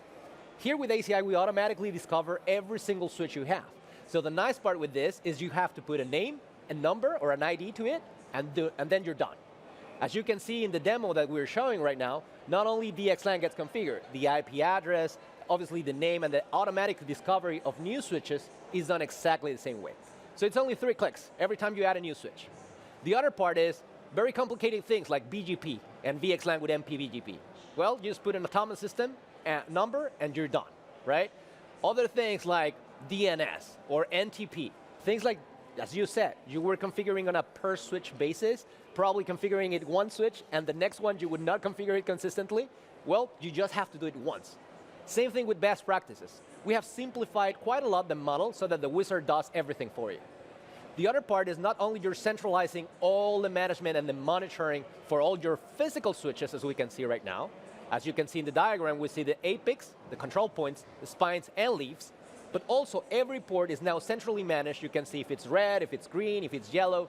Everything is centrally managed, as I said. The other part is we didn't stop at the physical network. We wanted you to see things like virtual networks. You mentioned Microsoft like Hyper-V or VMware or Red Hat or OpenStack. Well, we need to see that virtual network connectivity and how healthy that is been performing. And the last but not least part is containers. We said we might be moving to cloud native. So again, all the way to the containers, if you have Kubernetes or Cloud Foundry or OpenShift, we will make sure that you see all the way to that specific portion of the network. So again, we're trying to cover the whole thing, again, from a single pane of glass in terms of network. So this is pretty awesome. If I had both of these products, you know, one to control my applications, another one that can control my infrastructure. If I'm a company like Netflix, I'm not going to be disrupted. You know, clearly these things would help me stay ahead in the game. So at least the network won't be the one to blame for slow. Exactly. Yes. Exactly. So Jeff, I want to ask you another thing. There's another piece of equation, which is compute and storage. Yeah. So how have you seen that evolve? So we announced UCS 10 years ago, almost 11 years ago, a product that, you know, revolutionized the way the server management was done. Customers loved it. It was received very well, and it sold very well. Still sells very well today. We introduced a lot of new products along the way, and some of those were backup servers, we did rack servers after we did blade servers, and then we did storage servers with HyperFlex after that. And so there was a definite need to bring all of this into a common management platform, and UCS was good at that. But what we needed was something if I had multiple sites that made this very easy to manage. And we did an acquisition after UCS of Meraki, and that led us to some ideas, some things that we could do much better than the way UCS was doing them currently, kind of a site-by-site basis. So Right. And then I think this also evolved, right? I guess we took some other models. What have you seen that we can do to help our customers then? Yeah, so by introducing Cisco Intersight, this gives us now a cloud-based management platform that all of my servers can log into. I believe we have 460,000 current users on the platform today, which is just unbelievable. So, it is very much a Meraki. In fact, we have this term where we call it Merakified, that we have sort of Merakified what UCS does. Correct. And kind of a cool term for it. Well, that's great. And the best thing, just to start using it, is for free, right? It's free. Yes. So, awesome. well, why don't I show you a little bit of how this actually looks like? I'd love to see it. Yep. So let's log into Intersight. Let's take a look at it. And the very first thing is that we have the central dashboard where we can even see things like power consumption, right? All inventory of every server you have. So we can start probably with things like rack servers. We can see things, for example, like graphical representation of every component of every server we have. So for example, in this case, we can see if the disks are fine, if there's an alarm, if there's something I should be concerned about. Again, everything from a central point of view, right? So this is extremely important. The other part is that you get also visibility for blade servers as well, and hyper-converged ones. So we get predictive analysis how soon you're going to run out of storage.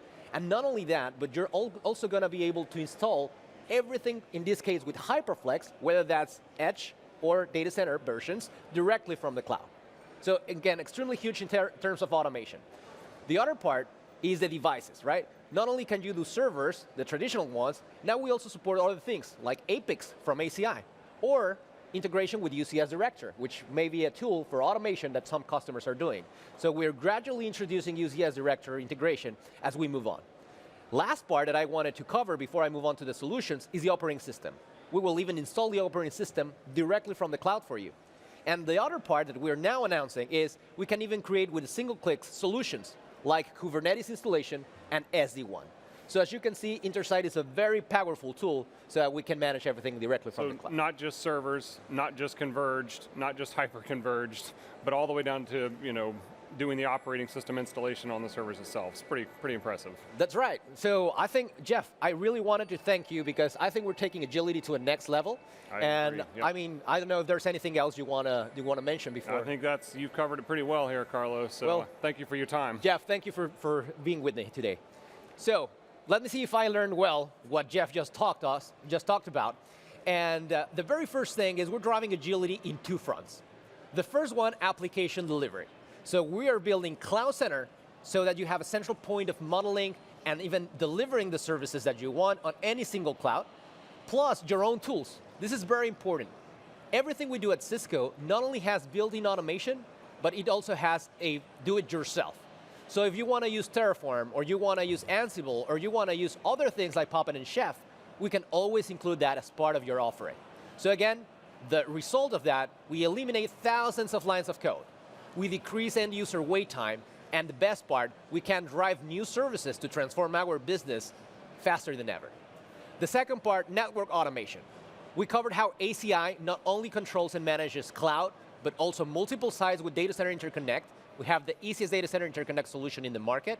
And the last part, we can move freely VMs from one site to another one, decreasing network provisioning times by 80%. The last part we saw is that with Intersight, plus again your own tools, if you wish, you can do compute and storage faster than ever. Even we can install solutions like Kubernetes or SD-WAN with a single click. So again, stay tuned because Intersight is doing a major uplift and we're going to announce more in tomorrow's keynote. With that, let me now introduce my good friend, Danny McGinnis. Danny. Hello, Carlos. How Great you to doing? see you, Hi, Dan. everybody. Thanks for Danny, having me. Director for Marketing. So, Danny, we talked about in the previous section how we're building things faster than ever through automation, how we're driving agility in any cloud. But once we're running, things will break. And then that's a part that I usually find very amusing, I would say, how we fix the stuff. So what's your take on that, so that you talk to a lot of customers every day in this front? Yeah, so I think, I mean, you're spot on, absolutely. You know, we always come down to this kind of this blame game in networking, right? Especially, I mean, I lived on the customer side for many, many years, and a big part of my day was, you know, that troubleshooting and trying to find out, especially doing root cause analysis, like looking backwards and saying, hey, why did something happen, right? Or what caused this problem? And really trying to find out why it went wrong to avoid it happening again, right? So that root cause analysis piece is very difficult. Right.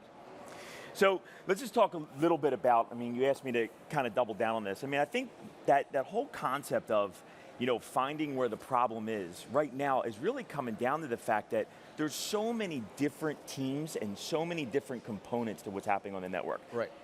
When I was, you know, 10, 15 years ago, a lot of these things were done in silos, right? You built the servers, you built the switches, you plugged the server in, it didn't move. Now things are dynamic. They're all over. They're moving out to a cloud. They're coming back. Applications are just, the pace at which they turn up has changed so dramatically. And so with that, you know, really trying to pinpoint and find that needle in the haystack is not an easy thing to do. It's always a network, right? It's always the network. It's always the network. So anyway, I think, you know, a big part of where we're going at Cisco is obviously the innovation in the hardware and the infrastructure is a big component. But the solutions on top and the applications that we've been developing to really there's really two aspects to it. Analyzing the data and being able to store it somewhere centrally. Right. And that isn't just the network data, it's the telemetry data that's happening in the application, in the compute, in the cloud, in the network. Putting that into a common set of repositories so that multiple components can then go learn from it, correlate it, and give back very intelligent remediation advice or proactively fix it. Correct. Well, so with that, probably I can show you something, I think right? you're going to take us through a couple of these, right? Sure. In the first section, we talked about networking with ACI, single pane of management for all things networking. We talked about Intersight, single pane of management for compute and storage. Now let's talk about App Dynamics. So we want a different lens in this case, which is the application view. So App Dynamics, it's a SaaS or on-prem offering that shows the whole business logic on an application perspective. For example, in this case, maybe we want to see how our users are experiencing our applications. We want to see probably if they are accessing in one country or another one, or if they're having issues on one of them, for example, because the network is too slow. Or maybe they have a specific browser version or a specific device that they are not running the right application on. So we want to know as developers or as application owners if something goes wrong in any of these flavors. So we have full visibility all the way from the end user. I don't know if an application has crashed on you, but this thing happens as well. So it would be great to have visibility even at what crashed in particular after what the user did. So we have the full visibility even into crash information. The other part is the server information. We want a central pane of management so that we know how my servers are used in terms of CPU, memory, networking, volumes, processes. We have everything we need just from App Dynamics. And even if we are using containers, we have visibility at the container level. So again, it doesn't matter where you live, if it's cloud or not, we will get the visibility you need. Last part, the database. So in the database, we will see all the queries that were done, as well as how much CPU every query is taking. So we start with the user, went to the server, now are in the database, and we can translate this into business value. If somebody is not checking out at the very last page because of an error, we can see it right away. Or even better, if we're migrating to the cloud and we want to compare how we're performing pre-cloud and post-cloud migration, we have this tool to see it. So there's a lot of value in having analytics built on top of App Dynamics. As you can see, we can see the whole business logic and the whole business value. And if something goes wrong, we can fix it. In this case, we have a better together story as well. We talked about, say, ACI. We transport the network, we transport applications on top of a network. So we have an integration with ACI here, where you can see the latency, the errors, every connection you have, and even troubleshoot directly from App Dynamics by cross-launching into ACI. Again, the nice part about this is that based on the application visibility or the application layers that we built originally, we now know if the web frontend is the one that is experiencing some slowness. We know exactly where each endpoint is located, and what the error is about. If it is the network, or in this case, it is the memory, right? So again, unified management for both networking and applications. So I don't know how, did you like that part, the app dynamics part? I do, and I'll tell you, whenever I talk to customers about this, the feedback we get is just that extra level of visibility. You know, having that data and being able to do that level of correlation is, is such a time-saving thing. I don't even know how you can operate a network without some of that, frankly, anymore. Yeah. So I think the other thing you wanted to talk a little bit about was kind of this move. We've been talking a lot about going from reactive to proactive. Correct.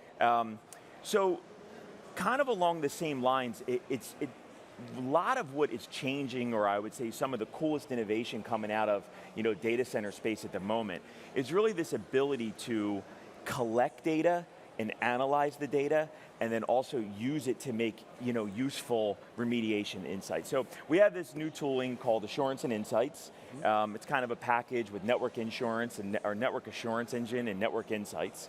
And really the biggest piece here is just that we're able to do things ahead of time. So being able to help you make better decisions around everything from software upgrades to what resources are being used or how much resources are being used in your data center. Anyway, I know you're going to take us through it, so why don't you jump into it? I guess the best troubleshooting is no troubleshooting, right? Absolutely. So let's take a look at how that works. So basically going back to my ACI central dashboard, in this case I have an anomaly detection and advisory message that says, go to your site on Miami in this case, which has an upgrade advisory. So we're getting an advisory because there's a potential vulnerability that may hit my environment. So in this case, we can tell you as a customer, well, basically there are these two devices potentially affected. Again, nothing has happened yet, but they may affect your environment based on your configuration. We don't want that to happen. But before we upgrade, we want to know the impact of that upgrade. So we can verify if I will be impacted if I start upgrading. In this case, I can see the impact of change before it happens. Next, we can perform the upgrade with full confidence that there will be no impact, right? So we automate the upgrade directly from ACI by doing one node first, one of the two affected nodes, then the second one, again, fully upgraded, no disruption at all. And the last part is how do I make sure that everything is working after the upgrade the way it was before. That's where Network Insights covers that, because now we can compare the before and the after.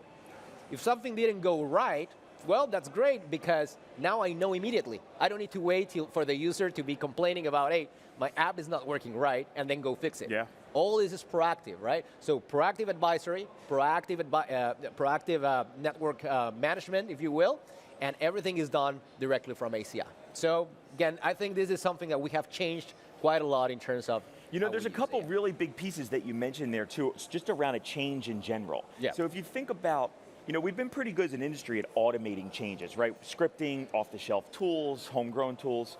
But the time that you spend modeling a change in a development environment, or all the post-validation that work you do, is really eating up the majority of the time. So what I love about what these tools are doing, it's really helping out in that before and after, right? You know what the impact is. You can set your change control policies to align better with the business needs. Correct. And then afterwards, you're kind of guaranteed that things are going to come back up.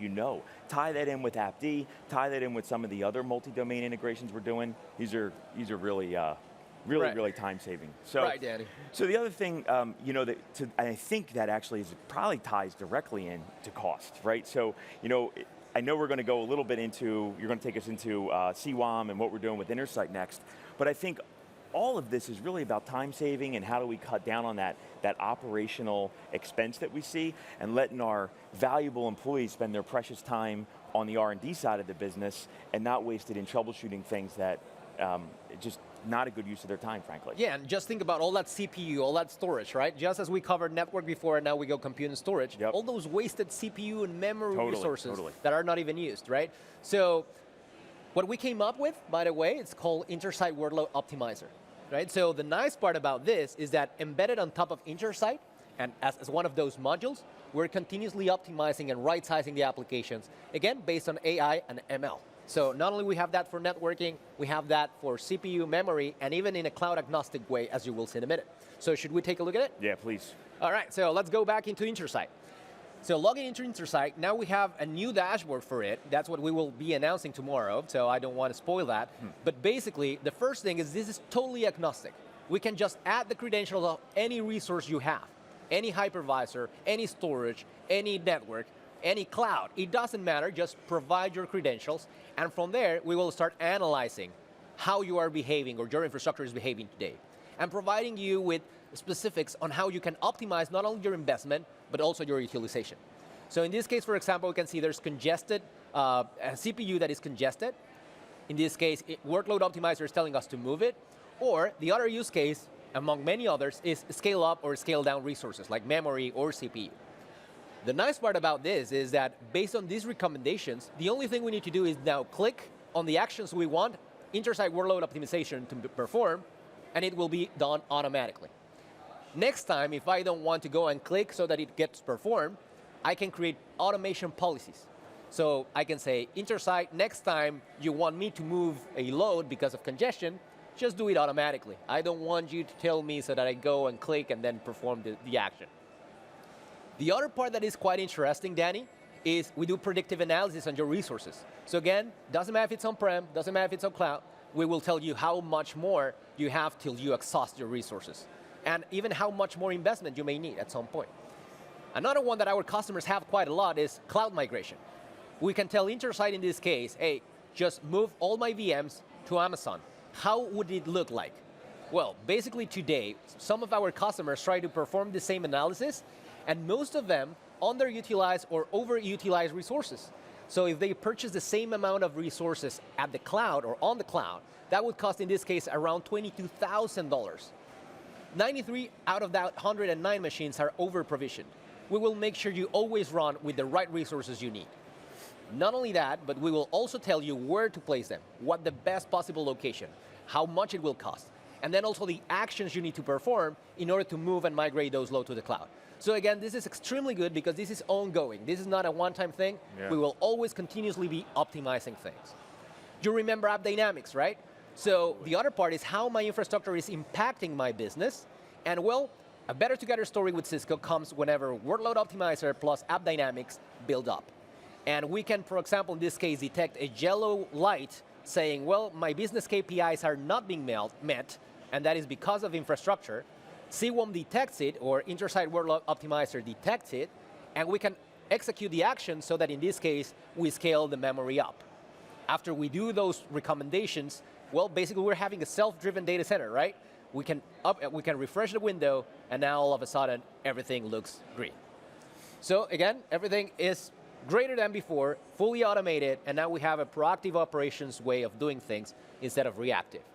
So Danny, what do you think about that? Any last minute thoughts that you have? Yeah, well, I think, I mean, again, there's just so much data out there, and having the tools that can collect it and make these insights and correlation for you, not only are we saving people money, but we're saving resource money. I mean, that's really what a lot of this is coming down to.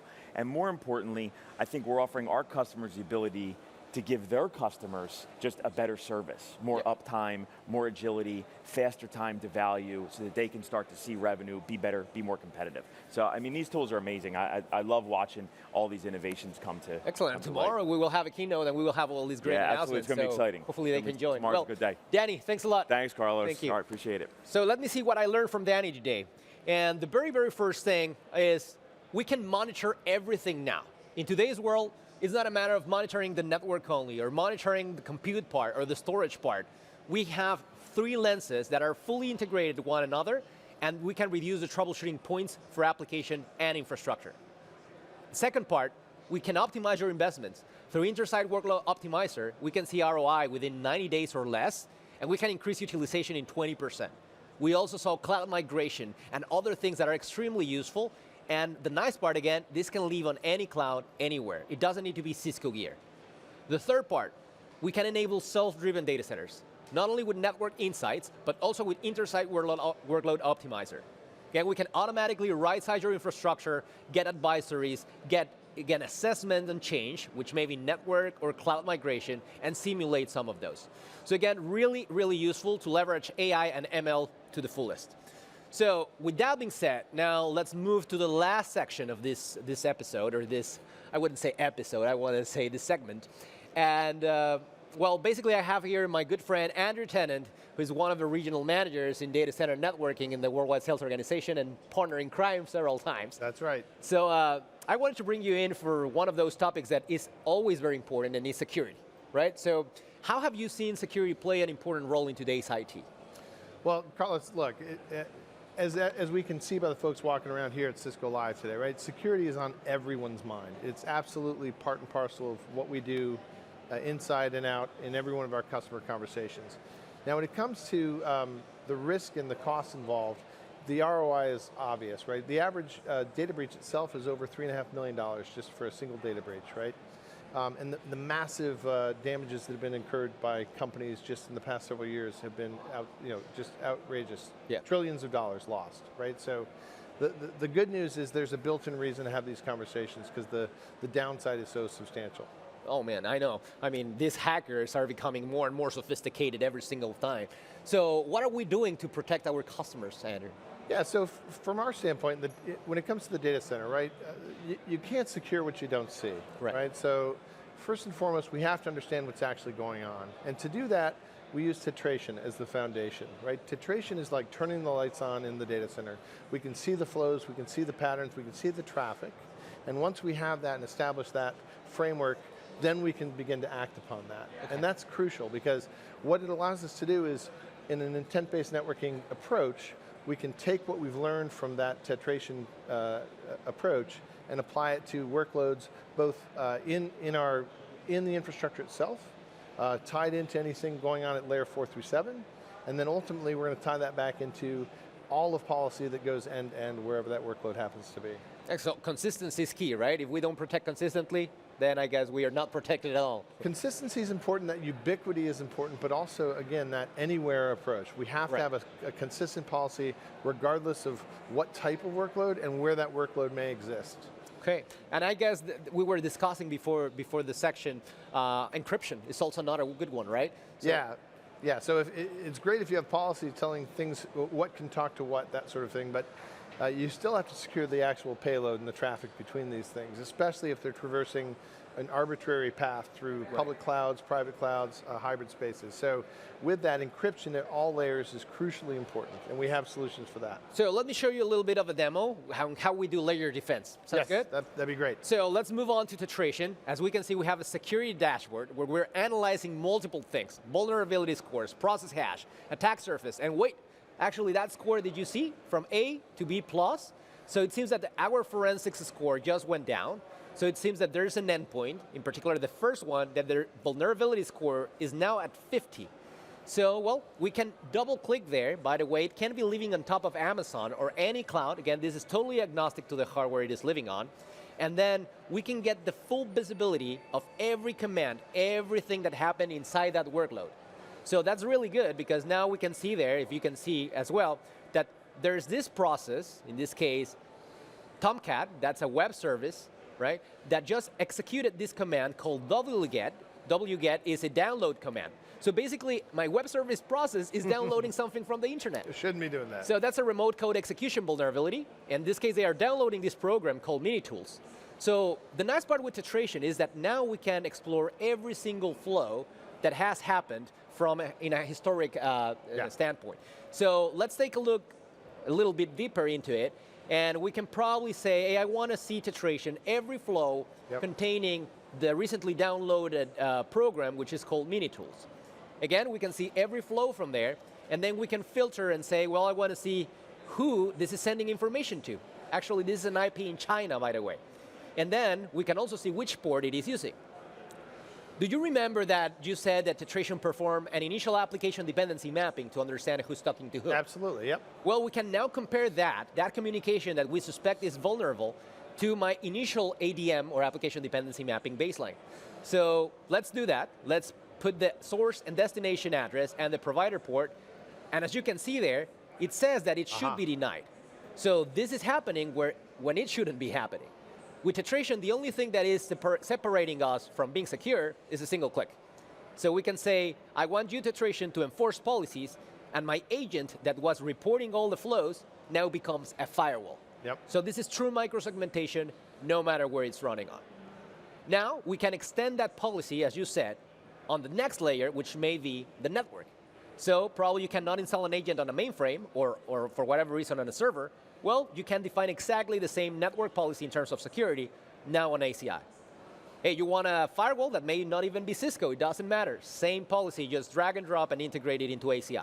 We're totally agnostic and integrate that policy in depth. So with that being said, as you can see, we can see a lot of things with titration. But also, we detect threats. And this is extremely important because we're constantly running threat protection and detection. So based on Talos, our intelligence group, we're constantly comparing the loads within each one of the workloads that are happening and the agents against our intelligence systems. And not only do we do that in titration, but we also do that on intersite. Again, so you're consistently and constantly protected, leveraging the full power of Cisco, in this case with Talos. So I don't know how that looks like to you. That's fantastic, right? It's the key is find it, remediate it as quickly as possible. That's what it comes down to. Exactly. And leverage the power of the broad customer base to be a sensor for your own network. So Correct. You can find something somewhere else, bring that knowledge to bear. So with that being said, I think we're extending that outside the data center, right? So we're going to bring this to the campus and to the WAN, and making sure the policy is consistent, correct? So Absolutely. Again, the policy will go anywhere your applications or users go. And what's also important, I just want to come back to one thing we talked about. Let's never forget the simplicity of encrypting traffic everywhere it traverses, right? Because that's so essential, especially as the data lives everywhere today, so do the flows. So whether it's MACsec at the server side, whether it's IPsec out to clouds, whether it's CloudSec itself, right? We need to make sure that we're leveraging our differentiated benefits for our customers' behalf. So it's a two-way play, if you will, right? Yes. First policy from the data center to the campus using ACI, DNA Center, to the WAN using SD-WAN and vManage. And then, as you said, encryption, doesn't matter the cloud, whether that's MACsec or CloudSec at the hardware level, or IPsec all the way to the cloud in the CSRs, right? So, well, it seems that we have pretty much a very comprehensive approach, but what if, you remember back at the beginning we talked about Cloud Center? Yes. So what if not only we deliver single-click applications anywhere, but we deliver single-click protected and monitored applications anywhere? And that's where Cloud Center plays a role. So anything we deploy, well, we can, with a single click, install App Dynamics agents. So imagine a single-click application delivered on any cloud. Now it's also instantly provisioned, but also instantly monitored with the power of App Dynamics. And the same thing with security. So for example, again, if you want an application to be titration visible, well, just install it with a single click from Cloud Center, and from there, you will have immediate reaction or immediate visibility into it, start doing application dependency mapping and threat protection. So I think that gets us to the very end of our presentation. So Andrew, any last minute thing you want to say? I think it's, again, it's not a feature or a capability, it's an approach to how we do everything. Security is foundational to what we do, whether it's in the data center, the campus, the WAN, we have to have a consistent policy approach. Excellent. Thank you, Andrew. So let's finish up with things that I learned today. The very first thing, you cannot protect what you cannot see. With titration, you see every flow, every process, everywhere. The other part is granular visibility, automatically do application dependency mapping, that's right. and I didn't want forensic him to analysis. be worried because he didn't know I was going to. Second part is in-depth protection. So we provide not only workload application and protection, which some of our competitors do, by the way, based on a single hypervisor. We can do it for every hypervisor, any container, at the true workload level, which is the operating system. Then, if it doesn't work for you to install an agent, we can go to the network, and then we can go to your layer 4, layer 7 firewall of choice. So again, the option here is to provide consistent zero trust, no matter where it lives. Last but not least, minimize the threats. So again, we have the full power of Cisco intelligence, so that no matter whether you're running titration and or intersite, we will always detect any vulnerability and reduce that time to remediation. So with that, let me take you to my key takeaways for today. By the way, we kept running the poll for a while, and I have to say Deliver IT Services Faster was the one that won. Then migration to the cloud. So I hope this was in line with what you all learned today. But my key takeaways for you are, 1, agility. we need to provide services and we need to provide them fast. So by having built-in automation plus do-it-yourself automation will help you quite a lot in any journey you have. 2, see everything anywhere. We not only monitor everything through 3 centralized point of management, AppDynamics, ACI, and Intersight, but we are also automating and creating proactive operations. And third one, we're consistently secure at the policy and encryption level. So with that being said, all these demos are available on YouTube in Cisco Data Center Made Easy, so please take a look at it and follow us over there. So thanks a lot, and happy Cisco Life, Barcelona.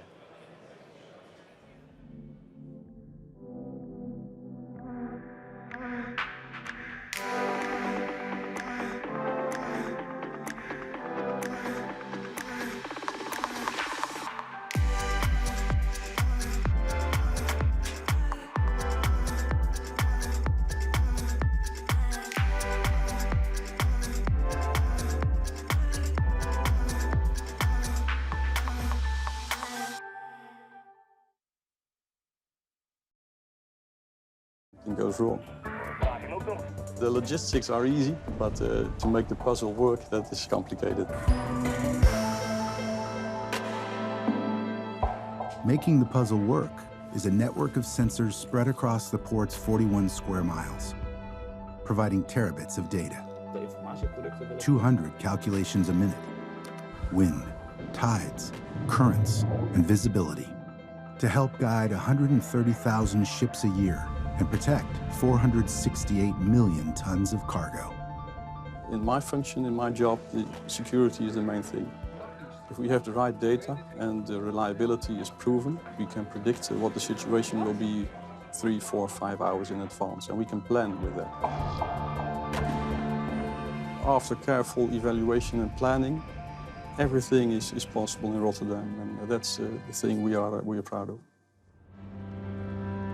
The confidence to run Europe's largest port, and one company delivers all that sensor data safely, delivers all that data securely. Between the storied past and a modern efficiency the Dutch would call ongelooflijk, there's a bridge. Cisco, the bridge.